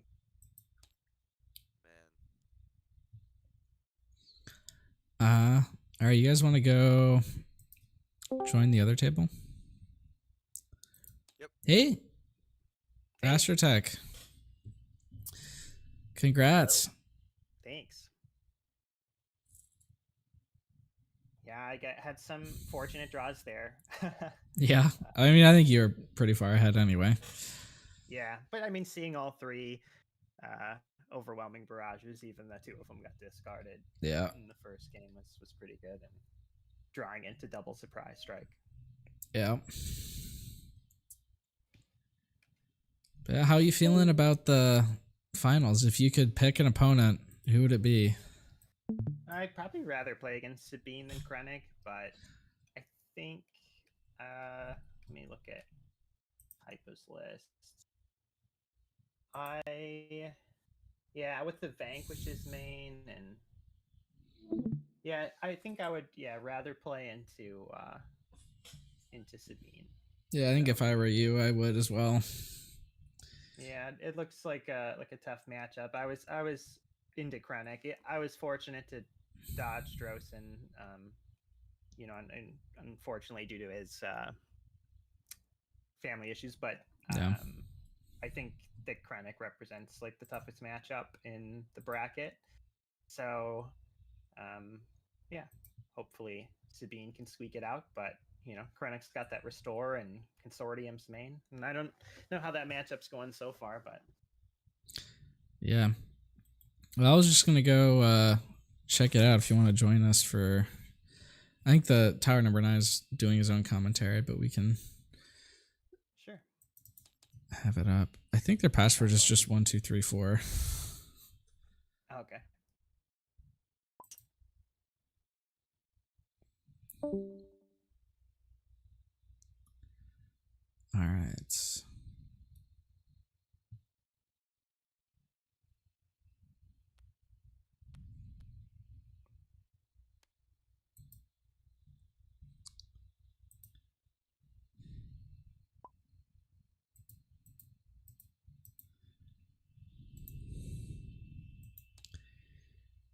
All right.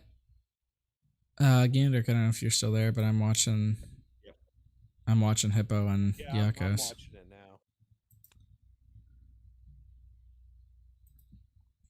now. Do we know what game they're on? I don't know.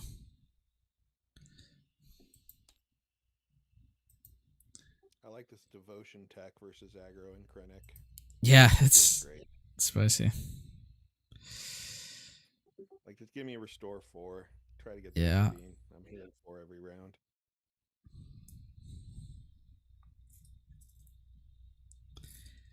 Okay, the health totals are bugged for me. I can't really tell. Is that 13 to 18? Yeah, or is it 11-11? Okay. Yeah, I'm watching. Like, I have Tower stream pulled up on Twitch, so I'm looking at that. It's 18-13 right now. Okay. In the favor of Krennic, Hipo on Krennic. Yeah.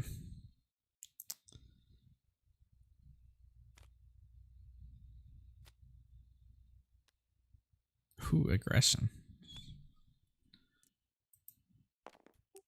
Gets rid of the devotion. Solid. Yeah. So it looks like he opted for 4 damage and ready Sabine. Yeah, because the wait, is that? Yeah, it's one health, so he'll die when the barrage wears off. Yeah. Gets rid of it anyway, but yeah, the Krennic heals 2.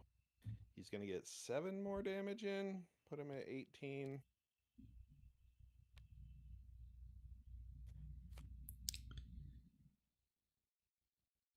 Oh, metal. Oh, they're using the ceremony too. He already attacked with Sabine, so that's going to get him. Ooh, so wow. close. He's going to have outs.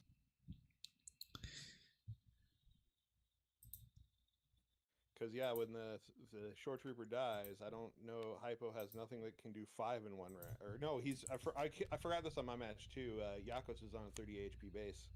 Yeah. Which has been tech for him. It was tech for him in the match that I streamed of him versus Thork.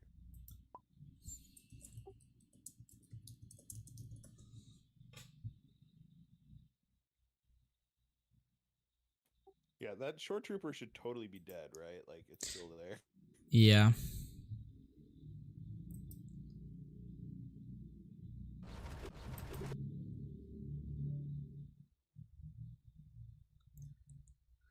Okay, so 2020 in the basis. Okay.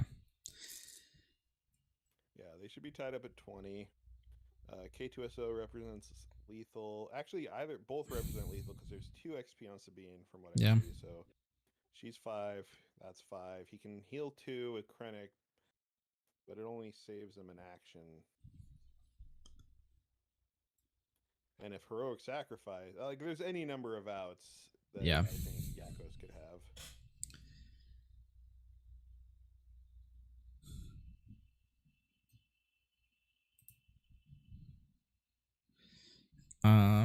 Hipo could have. What could he have? I think he would have to have the big Sentinel Walker. Yeah, Sentinels.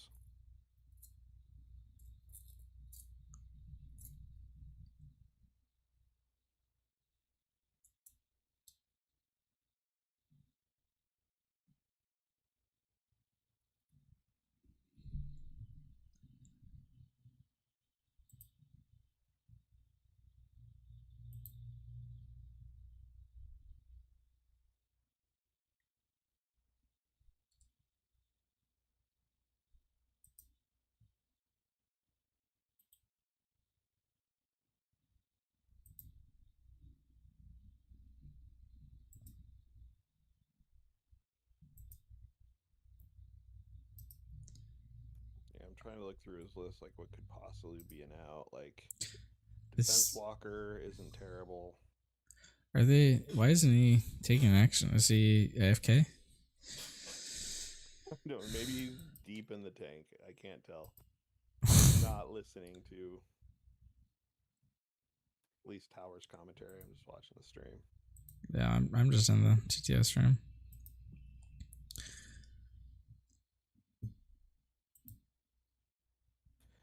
He's got Baze or Defense Walker. That would be Sentinels if you played them. That I think either one doesn't change the value map. The Defense Walker, no, it would just die. Like Sabine, yeah, Sabine kills it. Or no, Sabine doesn't quite kill it. Sabine's only 4. But Sabine makes running into it with K2SO lethal though. There could be if he has a Vader, he plays Vader and gets Royal Guard. Yeah, that would do it. He's only on 2 Royal Guards, so.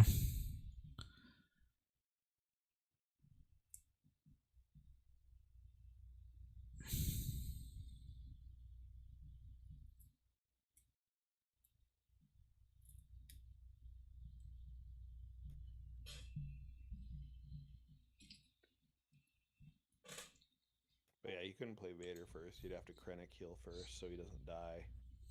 Because it's too risky to try to hope to hit a Royal Guard. Or Cell Block Guard. I guess he's got 4, depending on what they played already. Yeah. But the safer play is to swing Krennic first, but if Yakos has an out, they're going scoop phase anyway. Alright. And it looks like they're going for another game. I don't know if it's going to be game 2 or game 3 or whatever. I'm gonna reload the table. See if that fixes the.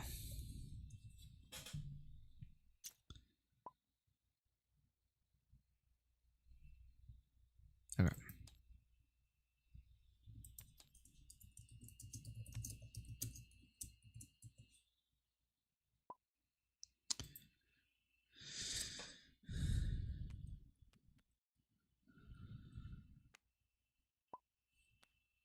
Yeah, okay. So this is game 3 now.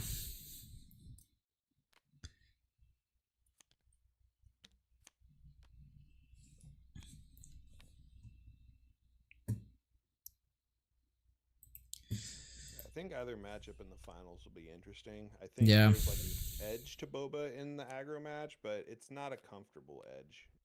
Yeah. In my experience. Like it feels more like a 52-48 than like a 60-40 in favor of Boba. I mean, I think the 30 health base might actually make a difference, but I think. Oh, yeah, I think it's huge actually. In that like, I mean, this deck, it doesn't. The mono version doesn't have access to a lot of the cool yellow things like Falcon, or it's also not running Farkaz, I believe in, which is. Yeah, I saw that in my match too. I checked it. It's like, oh, he's not even running that because there was a game he could have won if it was an out, but he didn't even have it. Yeah.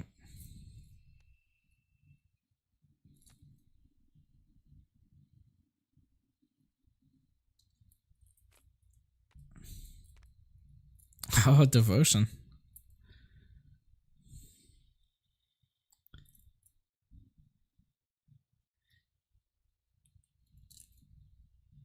Keep them yelling their devotion. Okay.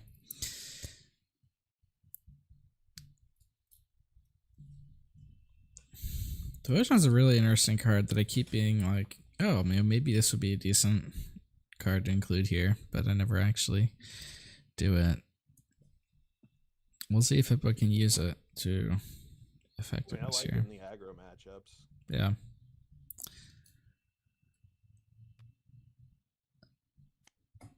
He does run it in the side, so he only brings it in for aggro. Spec Force Soldier coming out. If only there were obeys on the field.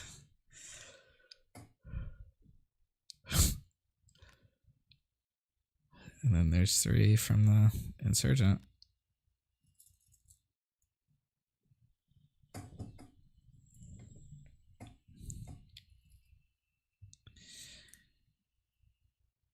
Does Yakos have any? Is that his only drop this turn? There's no way.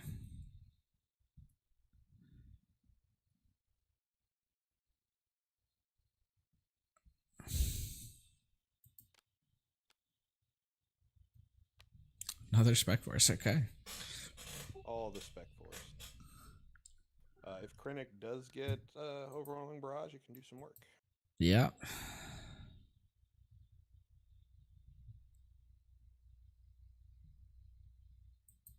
Yeah, that's the power of devotion when you have 3 units to his 1 and you're still behind in the damage race. Yeah. It feels real good.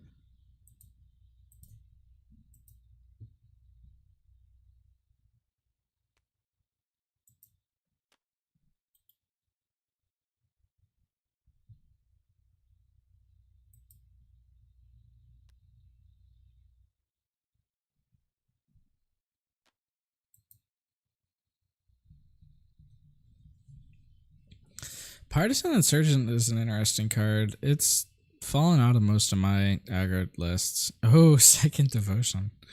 Wow. Like, you're going to have still 3 units to 1, and you're still going to be losing the damage race after this. Yeah. He's going to get real punished if Yakos has an aggression, though. Yeah. Almost blowout levels of punished. Because it'll let Yakos, like, swing 2 with Partisan Insurgent, take out both upgrades. Like, it's kind of a risky play, I think.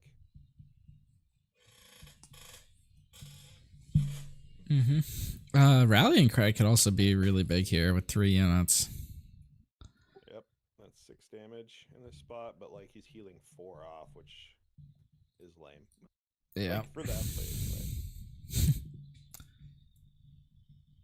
Aggression technically represents 7 damage, potentially. Yeah. Whereas Raid's only 6. Or Rallying Cry's only 6.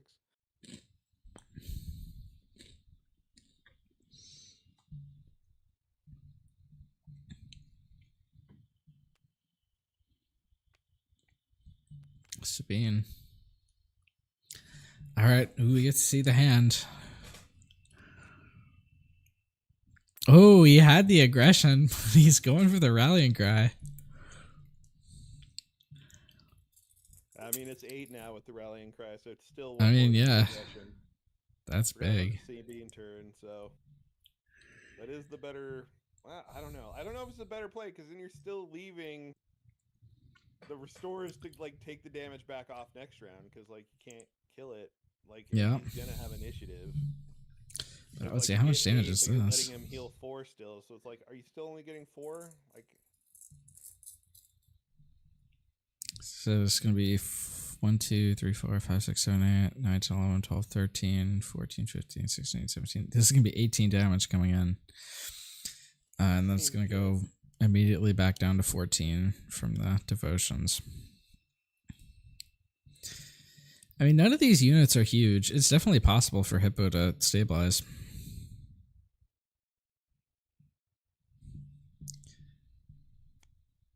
yeah, next round is Krennic round, so you can heal another 2.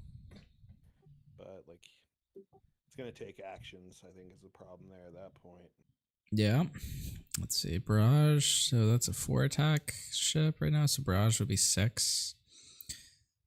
That's, I mean, that clears out 2 units.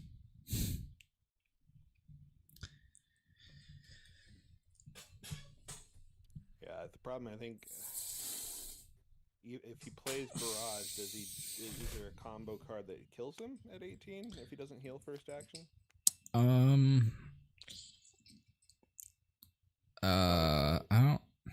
don't know. Like Heroic's only +2, it'd only get him to 5. I mean, it's not comfortable, but and you know you have to play around aggression here, so you have to attack. yeah, I guess playing around aggression is the big problem. If you overwhelm first, you don't get your heals.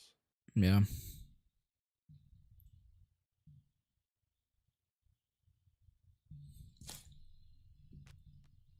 All right, well, he did draw it. He's going for it. I think those are the correct units to remove. There. Those are the only way he removes. Like, you don't remove the 2 spec forces and I think ping a couple damage. I think that's the call.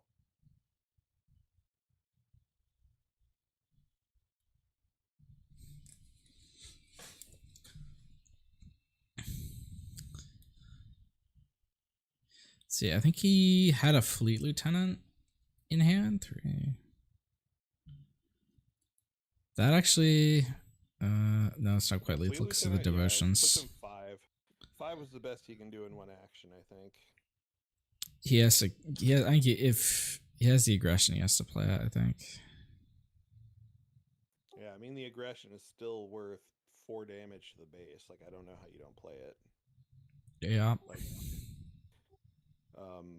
you can't kill the Inferno 4 because of the buff, but you could like take out the probe droid from trading with your soldier and essentially deal 4 damage to base and save yourself a couple damage to your base. Yeah.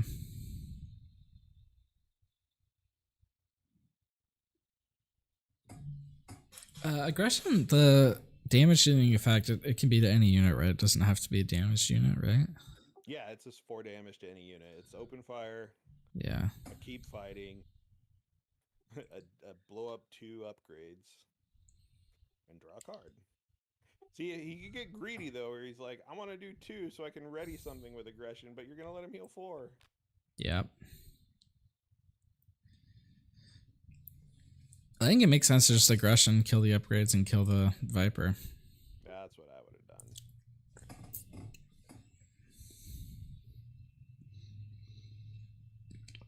Because now it's kind of too late for aggression this phase to stop the healing. And he has time to still flip Krennic in and get 2 more heals. Yep. That 30 HP base, though, I think is still going to be the difference. It's so rough. Yeah. It makes it so hard to stabilize when you you both need to stabilize and still win the game before he outs to get there. And just that 10 extra hit points just makes the difference.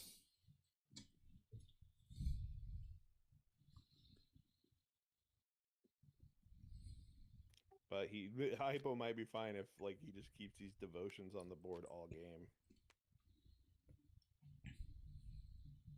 Hits him for 5. I think you go probably Viper into the Lieutenant, Krennic into the Spec Force.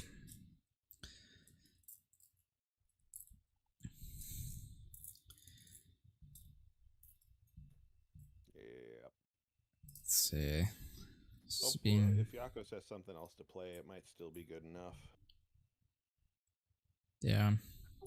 Just from a too many threats on the board situation. He still won't be able to win 1 action next round because the heal 2 will put him 6 away. Yeah.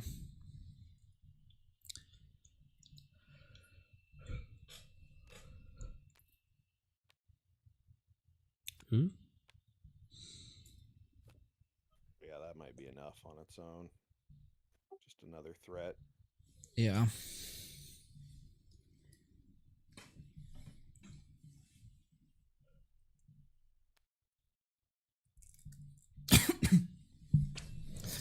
Yep, take out the Spec Force. Probably take out the Sabine because she can go to base regardless. Yeah. Is he going to base instead, though? There's no way, right? I don't want to risk the 1 ping to base, even if I get a big Sentinel. I just don't want to deal with it. Would be why I'd go after Sabine. Yeah. Sabine's unit, not the leader unit. Yeah.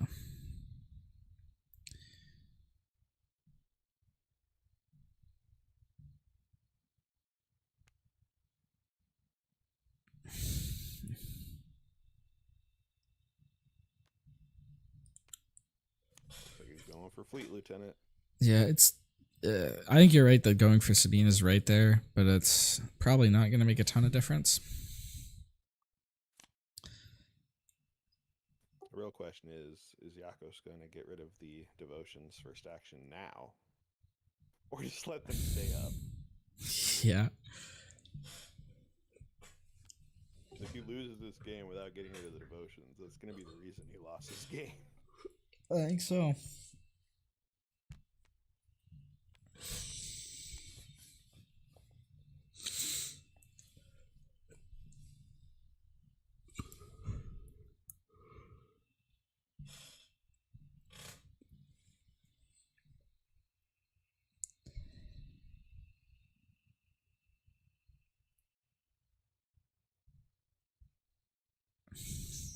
Our Yakos has initiative.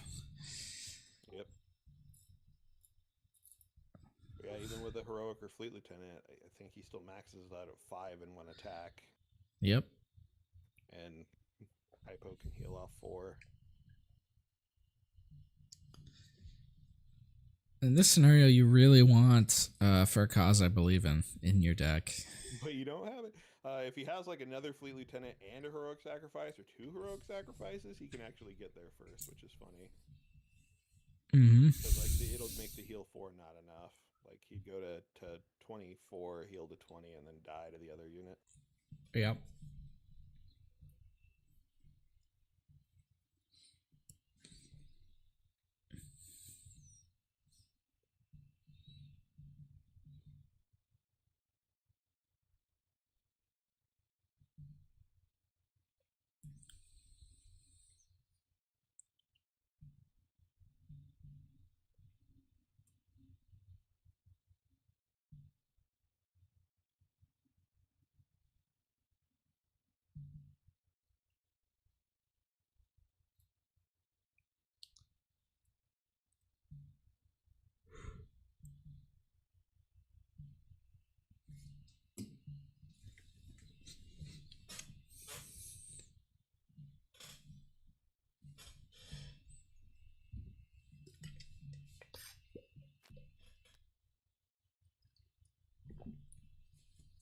Like, finally I will do this.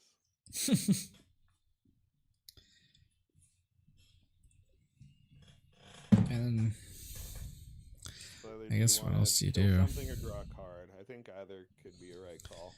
I think On... putting it on Krennic, yeah. Because that forces...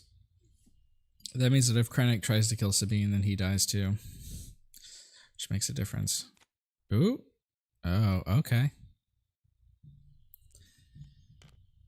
Yeah, that saves him any damage this round other than the Sabine ping, I believe. Yeah. And he can still get the 2 heals. So, like, Hypo's on the verge of still stabilizing this game.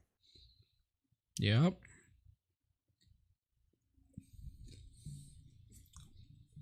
And yeah, like you said, this is where you wish you had for a cause. When you get so close and can't push it through. Yep. I thought he was going to have the training walker for a bit, which would have been a game changer.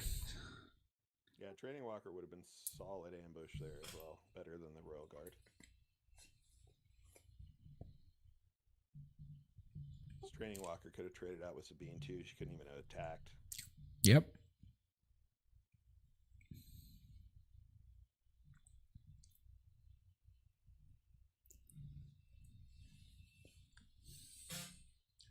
Or Academy Defense Walker, whatever the hell that thing's called.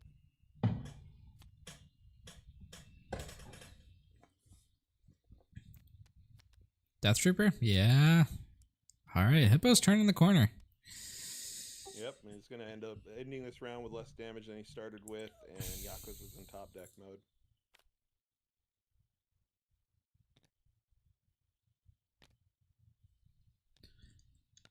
And Yakos is just claiming.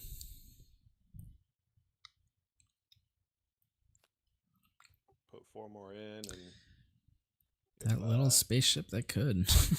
Yeah, if Hipo can get in, he has Consortium Star Vipers in. He could try to put this game away. Yeah. You can get some of them on the board. But yeah, here's the part where I always say, like, the 30 HP base is sneaky good, because you get in a situation where you have him close, and, like, it's hard for Hipo to just, like, turn into aggro mode, like, because he's like, it still takes me 2 turns. So, like, he still has to worry about control. Whereas if it was a 25 HP base right here, Hipo has lethal on the board.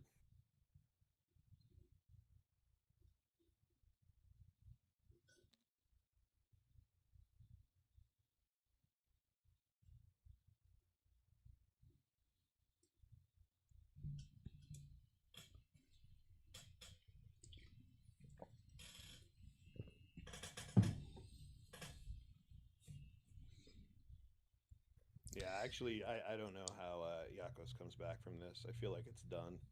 Yeah. I don't think he runs anything big enough to present a threat that doesn't just die to what's on board. Yeah, I mean, there's takedowns, vanquishes, power of the dark side still to kill any one-ofs.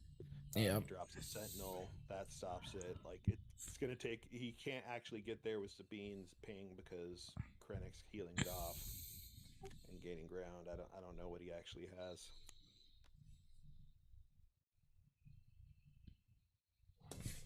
Fighters for Freedom.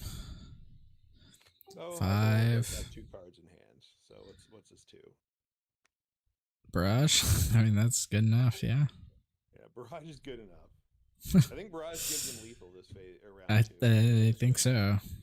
3, 5, 9, 10, 11. Yeah, he's at 11. So exact damage.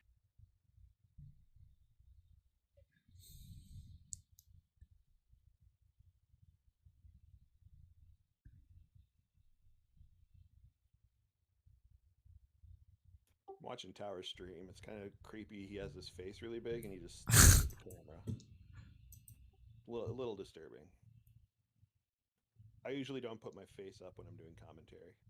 yeah. It's a little weird. Got to get your brand out there, though. It's fine, I guess. Yeah. Yeah, this red 3 does nothing if Hipo can count and sees that he has lethal.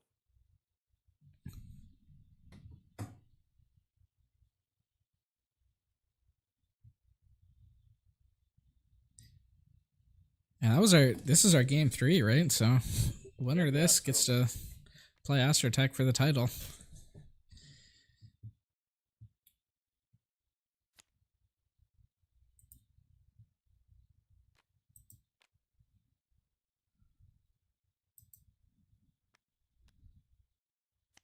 Is that... What do they do? What's going on? I don't understand. Yeah, I'm really not sure what's going on. 2 more cards. I don't know why. Like, he's tapped his stuff and backing up. I'm like, it's done, right?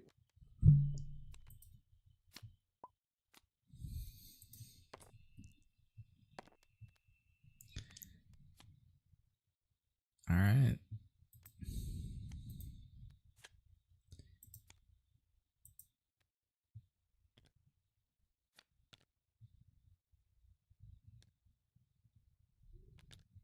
I'm gonna run to the restroom. Are you gonna stream the top or the final? Yeah, I will. Yeah, that'd be great. We might Tower and Woo might join us also. We'll see. Yeah, all good to me. I'll be right back.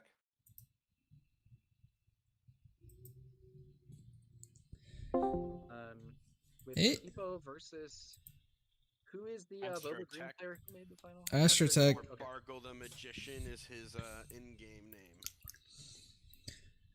All right.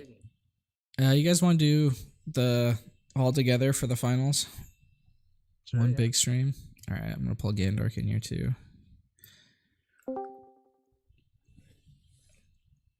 He's AFK right now, but he'll join us. Who's hosting the finals? Let's see. I'll host it. Oh, you want to host? Okay. Yeah. Password is TTI. Master, you won't be able to stay in this channel while you're playing. I certainly won't. Yeah. That would be an unfair advantage. Yeah. Okay, so are we going to? So what are we doing for the streaming for the final one? Is it going to be on? Is it going to be like multiple streams going on, or all on one channel, or how are we going to do that? I would like it to, I guess you can have it on yours. I got no problem with that, but I have it up on mine right now also. So we can have 2. No, we'll direct the viewers to your channel here. What's your channel? I'll do a Twitch raid. It's not on Twitch right now. It's on YouTube. Take the initiative on YouTube. Okay, take the initiative on YouTube. Okay, I'm gonna find a link. I have it. I'll just link it in your chat.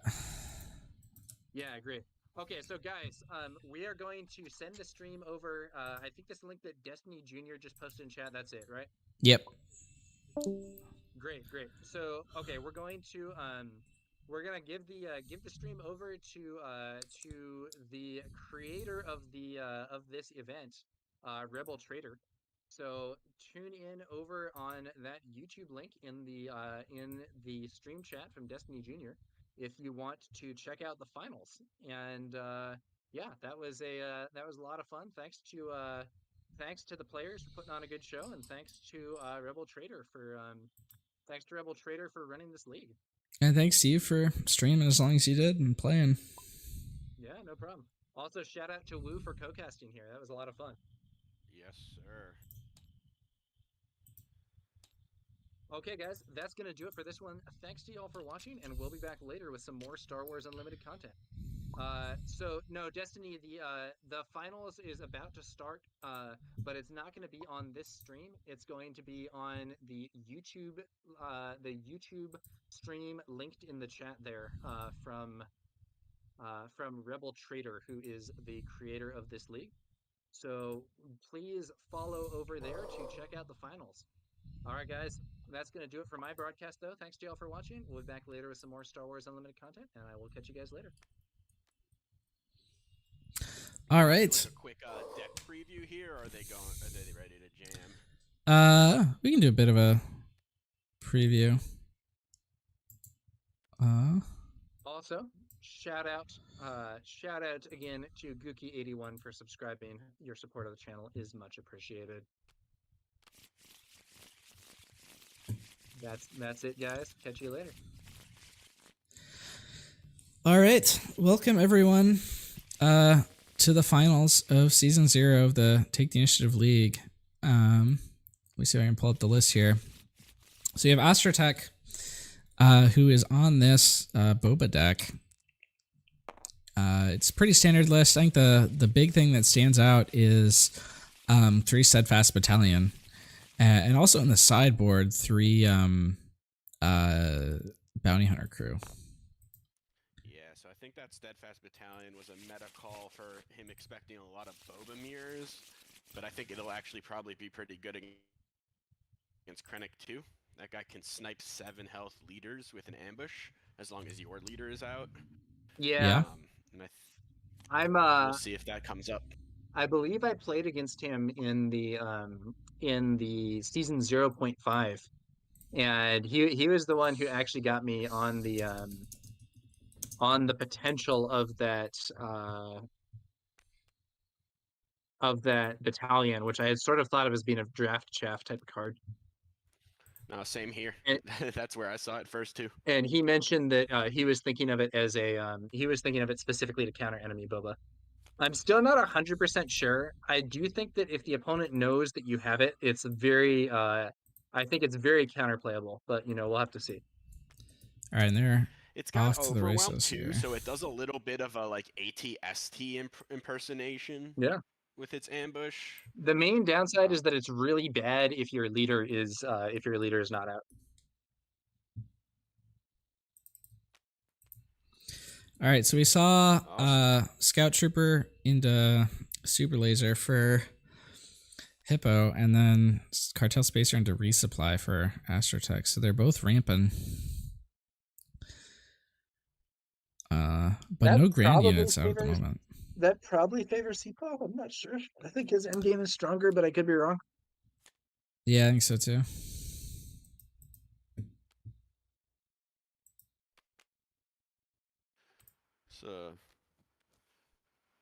So they both ramped. So this is like the kind of situation, right? Like, does Boba try to get in play to snipe Krennic off the board with Steadfast Battalion? Like that could really come up in a situation like this. Yeah, it definitely could. Yeah, it could happen. Yeah, he's putting him out there. I think he, without even trying to get resources first. Super laser check enabled. Are we going to see that Steadfast Battalion? This is the opportunity. He's playing into it. Yeah.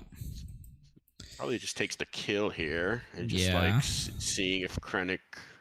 But the takedown, like this is dangerous. Oh yeah, it's so bad if there's a takedown here. And he does have it.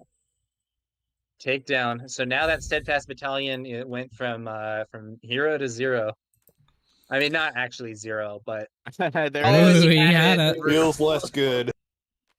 So this Steadfast Battalion, I think Astrotech's hope must have been that Hipo would deploy Krennic, and then the Steadfast Battalion could ambush, give itself +2/+2, and take out Krennic in one shot, which would be an amazing play. But as we just saw, that is not how it went down. Yeah. 5/5 vanilla is actually not as bad as I originally thought it would be. 5/5 vanilla is not unplayable garbage, but it is not exciting, and it's like there's cards that are 5/5 with like abilities. Like people don't play Wedge, right? Who's like 5/5 with like in theory a very strong ability. I don't like Krennic running into it there. Yeah. We have to see why he did that in a moment. Because like Astro has initiative. It just might be it can now kill Krennic and overwhelm 3 damage. Yeah, that feels bad. If he does it this way though, he doesn't get blown out by a surprise strike. Because Krennic is damaged, so he has the 3 for retaliation. So I'm wondering if he was just setting that up so that he doesn't have the potential of another blowout. I think he's more comfortable with the game going long is the other factor here. Inferno 4, okay. Not super exciting at this point in the game, but lets you filter at least. Yeah, that's good to find your big end. Yeah, if you see, if you're seeing, I don't know, other Inferno 4s, send them to the bottom. If you're seeing Avenger and Devastator, swag alert.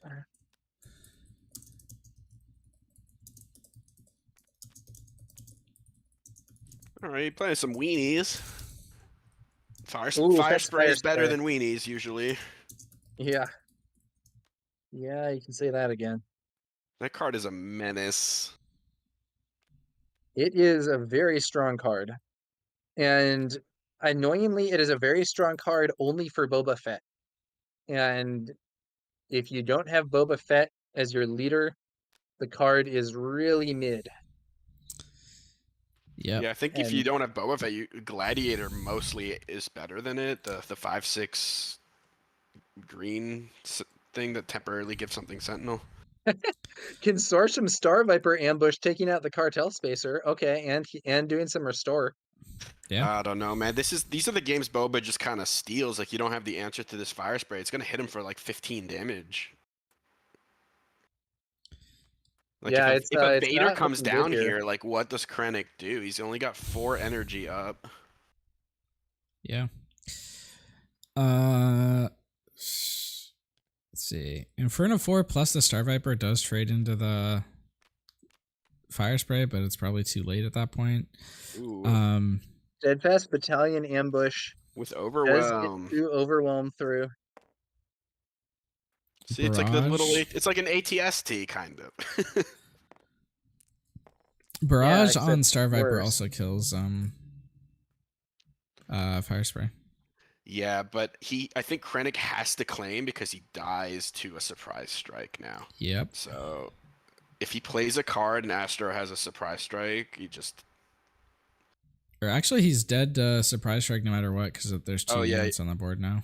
Power of the dark side. Okay, so presumably that's going to be the Steadfast Battalion that we see leaving the field. Yeah, and surprise strike is lethal. You see, like, Krennic was controlling this game. Like, he even killed that Boba Fett, and it sometimes just doesn't matter against Boba.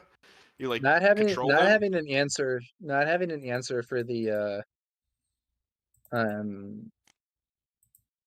an answer for the Fett's fire spray is a problem for him. Just gonna show him a surprise strike is my guess. Oh, he's resourcing, and he has it. All right. Yep, game. Okay, well that was interesting. It seemed that it seemed early that Hipo was doing well, but Fett's fire spray just took control of the game.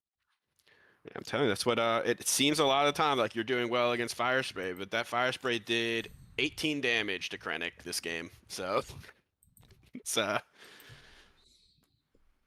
hard, really hard. Yeah.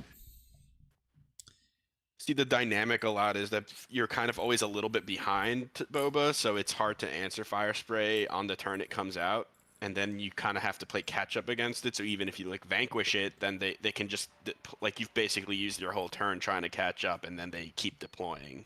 Yep. And yeah, vanquish and sometimes a barrage are like the only good outs to it.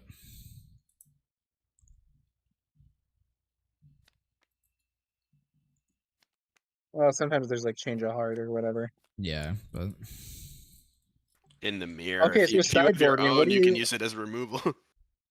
What are you doing here, sideboard wise? What do you think? We need to open their lists again. I mean, the Waylay is coming in, probably. Yeah. That's kind of all Astro, I think, really. I don't think he cares about sub-block guards or bounty hunter crews or even Star Vipers in this match. So Hipo brings in the making openings. They're really clean answers for 7 Fleet Defender. Got Dooku's maybe because of the steadfast, or I don't know, just as another answer. Yeah, you probably want to go bigger than them. So yeah, I could see Dooku. I don't. Traitorous also is. It steals Boba unit and 7th Fleet, so it's okay. The Boba Green doesn't really have a good answer to it. I think there's an argument for devotion. I think you have to cut the Star Vipers. They're not very good in this matchup. I don't know what else. You might want to trim on some of your 2-drops. I'd probably take out the Devastator, honestly. You're fine with just Avengers being your like big drops. The Devastator is a nice counter to Fett's fire spray if you can get there. Yeah, you can get to 4 10. turns later. So the 3/4 not Sentinel, like I think the issue with that card in this list is Krennic is his only official. Yep. I don't love that card. So like that's something I like. It's not a good body. It just dies to like boss really cleanly. So that could be something that comes out too. I think Emperor's Royal Guard is better when you're playing like 2-cost officials. Yeah, so I think Faith's list had Regional Governor and Admiral Piet as 3-ofs, and he wasn't able to play in the tournament, but he turns that on much more consistently. Yeah, I think, and if you want to be like, if you want to really take it to the next level, you could also be playing like Colonel Yularen and stuff. There's like other cards you could play that. Honestly, Regional Governor is pretty good in this matchup, I think. Yeah, I was about to say that. I'm surprised he's not running it. It was just for like those issues where like the top end is like Fire Spray or Vader, and you just or Overwhelming. Like there's so many things you can just run Boba out of the game with if you call it. Yeah. Yeah, like Boba has like a few specific cards that are really good, which is kind of different than I mean, like there are some decks where it's like Leia or something where it's like, I don't know, there are things you can name with Regional Governor. Like you could say like, I don't know, try to guess if they have K2 or For a Cause as their reach thing or whatever. But like, there's like a lot of units that are kind of redundant with each other and have similar roles, whereas there's only one Fet's Fire Spray and nothing else in the game does that. Yep. Well, Astrotech misses his turn 1 play this game. Likely just kept a ramp hand. I think I've gotten more comfortable with that too, just not having a turn 1 if your key turn 2 is there. Yeah, particularly if you're not against an aggro deck, whatever. Yeah, against aggro, Super really Laser Tech. We see it's a reverse resupply on the other side of the board. Yeah, this is the opposite of what they did last game. Like, except in my Luke deck, I probably wouldn't run any 2-drops other than the Dispatcher if Sabine and Leia didn't exist. Yeah, I mean, the Marine is just a good card though. I think even in Luke because he's not a bad turn 2 play even with if you can get a shield on him. Yeah, I guess. I don't love Restored Arc though, but you're right that for aggro, you just kind of need bodies. Yeah. All right, Super Laser into no ground units is interesting. UCL. Seventh Fleet. Star Viper. All right. 2 can play that game, I guess. So he brought in. Oh no, he has those in the main deck, right? Yeah, I don't think that should be in your deck for this matchup, but you know what? It got an efficient trade there. Yeah.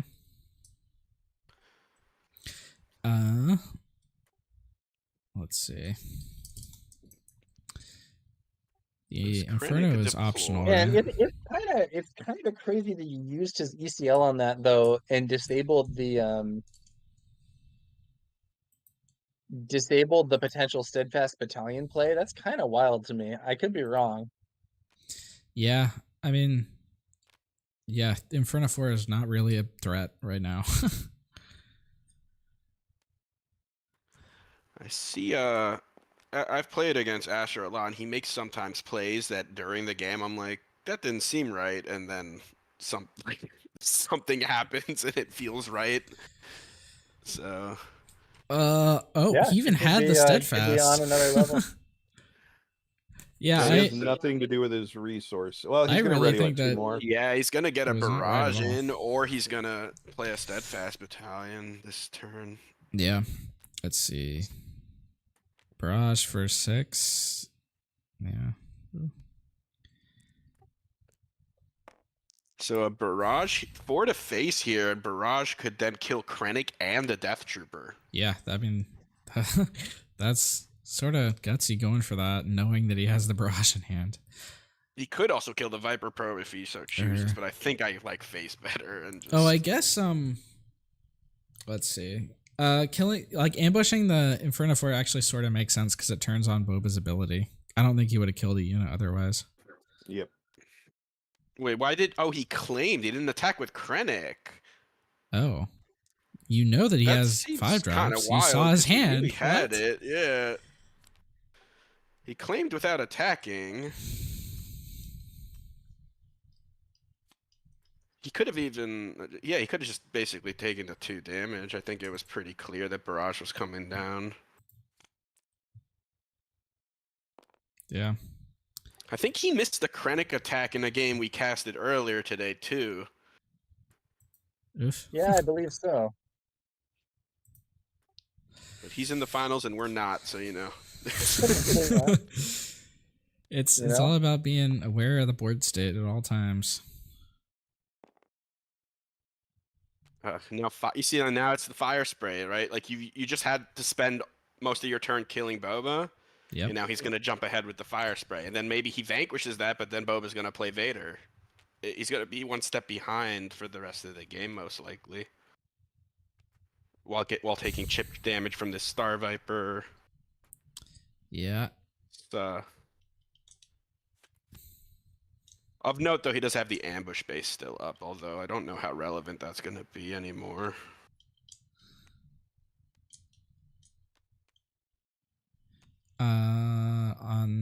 Yeah, I don't think it'll be super relevant. Barrage does kill the fire spray pretty cleanly here, but it does. There's a 6-drop. Ooh. So you're just taking 9 here. 8. Sorry. Yeah, that's a 2-turn clock. It's. I mean, if he had another fire spray in his hand, it'd just be game, right? Yeah. So what's his way out here? What do you think? He had to have some way to kill the fire spray this turn. What happened? He exhausted 2. Oh, I think he used Barrage fire actually. spray's ability. Yeah. Okay. Yeah. Let's see. Barrage actually deals with both these next turn, so he just has to hope that there's not the second fire spray in hand, and then he has to draw Barrage. And at that point, he's actually in a pretty good position. Until another fire spray comes down. Yeah. He's in fire spray is lethal range for now. I don't know if he's got any other healing in his deck. He's making the motion like he didn't get it. He did not get it. Game over. Wow. So wow, that was a non-epic finals. Astrotech takes it down 2-0. In both games, kind of the same way. Just no answer to the fire spray. That's it. Astrotech did not drop a single game this entire tournament. Oh yeah, good for him. So he went through. What was his round 1? It was against. It was a drop. It was Drosan. Oh, it was a drop. Oh, okay. Okay, and then he 2-0'd against. It was me on Luke, and then Ivy on the Mono Boba. On the Mono Boba, and then the Krennic green. Yeah. I will say, congratulations to Astrotech for the wins there. Yeah. Thanks. Well, I look forward to people feeling? continuing to bitch about Boba. Yeah. Hey, I remember you like a week ago where like you hoped Boba just got creamed so people stopped talking about it, but you know, did not happen today. So. Yeah, my draws lined up pretty well into the matchup. His draws didn't really go space, and that kind of played into what my plan is going into the matchup, since Krennic has a fairly weak early game space, and so just try and take it in. Yeah, it seemed like dude, you can't. Yeah. Yeah, it seemed like he just didn't really have an answer to those. Didn't really have an answer to those fire sprays. I heard you didn't even like lose a game this entire tournament, so you really showed us all how it's done. Well, I think luck was on my side today, so that never hurts. You also convinced everyone to start playing Steadfast Battalion. So yeah, that was my goal. Sell people on that. So I didn't see you do it ever. It never did the thing. Although you did get a nice overwhelm ambush with it in game 1. Yeah, I never did the thing, but it did. It did what it needed to. So. Yeah, it's like I know ATST was often being played in Boba lists as like another top end and a good ambush target. And this guy, even when he doesn't do the thing of like killing, like having your leader in place, still does a little mini impersonation of that. So yeah. It's kind of like the ATST. Probably worse at it than the ATST, but not like unplayable garbage. just like sort of a vanilla sort of unit? I think, like, I don't know. I don't at any point in deck building, I never considered putting ATST in my Boba deck. So, yeah, I don't know. No, I get that. I've just seen it in some lists as like a good ambush thing. But this guy, like, his backup plan is kind of to do that. But his main plan is like, I'm basically just trying to snipe your leader, and otherwise, it's probably not getting played too frequently. Yeah, I think it lining works up a lot better if you're still on Pit, I think. Yeah, I could see that being the case for sure. Yeah, Probably would be better. Oh, I apologize. Go ahead. Oh, I was just gonna say, I think lining up on the turn that you play Boba is pretty important. So you generate 2 powerful threats on your turn that they have to deal with both, and one of them happens to snipe their, like, most leaders in the set outside of Vader. So I found that even if you're going space, like, having that as your 5 resource play is just a very powerful way to stabilize ground. Yeah, we'll say that card probably would have been incredibly more effective if this wasn't open deck lists. Yeah, I bet. Yeah. I don't think that was on a lot of radars coming in here. Another interesting card that you were on, Bounty Hunter Crew in the sideboard. Did that ever come in? No, I never played the Boba Green Mirror. Essentially, it just is kind of what I play as the top end and allows you to rebuy Overwhelming Barrages or Waylays or, No Good to Me Dead. It's just kind of whatever you need in the situation. And it's an extra ambush threat to kind of, come in, finish off Vader, buy back a useful event when you're both in top deck mode. Yeah. I didn't end up having to do that because I didn't play any Boba Mirrors. But yeah, I like the strategy. I mean, going forward, I don't know that I would play 3 of them. I probably would make some room for Change of Heart just to kind of help the Krennic matchup a little bit. But I was going into the tournament expecting a lot more Boba, and that did not come to fruition. But I the draws were on my side. The Force was with me, if you will, and when we managed to navigate there in the end. Yeah. No Jabbas. Did you ever think about putting Jabba in there? I thought about slotting Jabba in a couple times. Being able to find waylay or strike first, but or shoot first, and I think it just didn't really end up fitting in what my deck's turn to turn game plan was. But it is certainly another strong mid-range tool. But I really built the deck around kind of having a plan for what the first, 4 or 5 turns look like, and then just trying to execute that as consistently as possible. I think the Jabba interferes a little bit with what I assume is a very hard mulligan for ramp, right? So yeah, if you're ramping on 2, you don't really want, like, Jabba doesn't sequence that well into the next turn.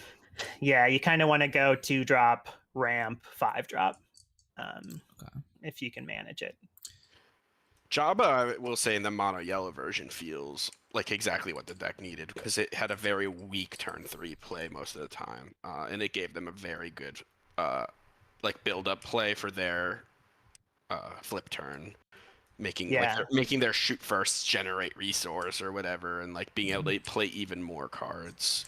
Yeah, Jabba's a card I certainly like, and I look for it to be better as more sets and more tricks come out. Once you play Jabba, it feels a little low to me to play 6 tricks only. So I would feel like I would want some Asteroid Sanctuaries, and those just don't really overperform quite as much in my deck that's looking to play 5-drops. Yeah, I think there's possibly a yellow event still unreleased. So we'll see if that ends up being a trick, because Heroism did get one in Bamboozle. So maybe the villains will get one too. Yeah, we'll have to see.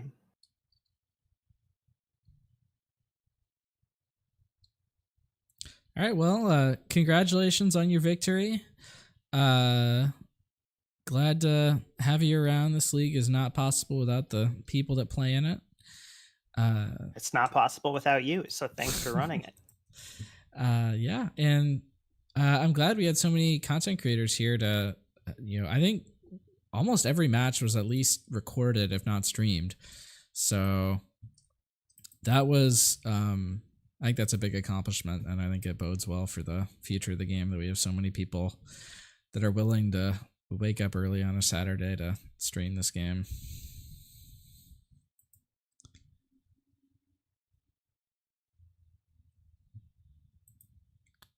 Yeah. Any closing thoughts from anyone before I end the stream? No, thank you for running this thing. Yeah, thanks. Yeah, fun event for sure. All right.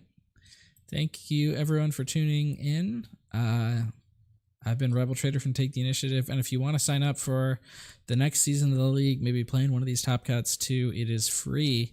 Just go to taketheinitiative.substack.com. I believe I have it linked in the description of the live stream. So, yeah, we'd love to have you. I'm going to go ahead and